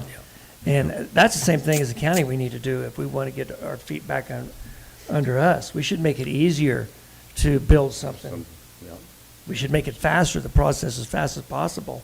easier to, Yeah, I mean, of course, we're as easy as you're ever going to get in I think Montezuma with what we County. did on We're- Senate Bill 181, we left it at the floor. We didn't restrict anything. We've done nothing with it, so. No. well, what the no, I state understand that, oil and but gas what I'm saying is they accepted- still are so restrictive. Senate Bill 181 is, it has nothing to do with what we did. Correct. The legislators need to do it, and they're gonna find out the hard way. Yeah, they're going to see that, them go away, man. Well, and you see with what's happening, you're going to see the bankruptcy of, I think they estimated 40% of the oil companies that are in existence today, just due to the price of the drop in oil, are not over that Russia-Saudi Arabia fiasco. There's 40% of the oil companies in this country aren't going to be here at the end of the year. And I'll tell you, that has nothing to do with Senate Bill 181, which is way more restriction, it costs these companies way more to do their business and do what they do. But this is what nobody does bring up. We're talking about this 29% on commercial, which I think is too high. Oil and gas is taxed 87.7% on every dollar. Yep. They are taxed almost 90%. Yeah, they're so far out there, it's. That's In this why state, it's so that's why they're huge. leaving. Yeah. They will eventually leave. They will. Oh, yeah, they will. You bet they will. And then the state will really take a look around. I'd like to know exactly what Weld County puts into the state's budget every year. I'll bet it'd scare you. I'll bet it would scare you how much just Weld County. Well, it's less. It's less now because Oh, yeah, there it's- have been some of those Sure, it's less that now. have moved or moved out of the state. Well, that's what Will County's argument was that because they brought that up in the Gallagher, and they said, no, that wasn't, and Will County says, yes, it was 81, because we lost 60% of our drilling rigs and applications for drilling Exactly. before COVID ever hit. Yeah. Their drilling permits were going away before COVID ever got there. Yes. Yeah. So, anyway. That's all I have. I don't have Okay. anything else. Sorry. James? sent out another letter for you guys to sign it, added Secretary of State review. Oh, okay, all right. All right, let's go to public comment. Anybody like to do some public comment? If you would, come up to the podium, state your name and address. All right, seeing none, any other further business? Good for the order, commissioners? I have nothing. I don't have a thing. I move we adjourn. Second. Motion is second to adjourn. All those in favor? Aye. Aye.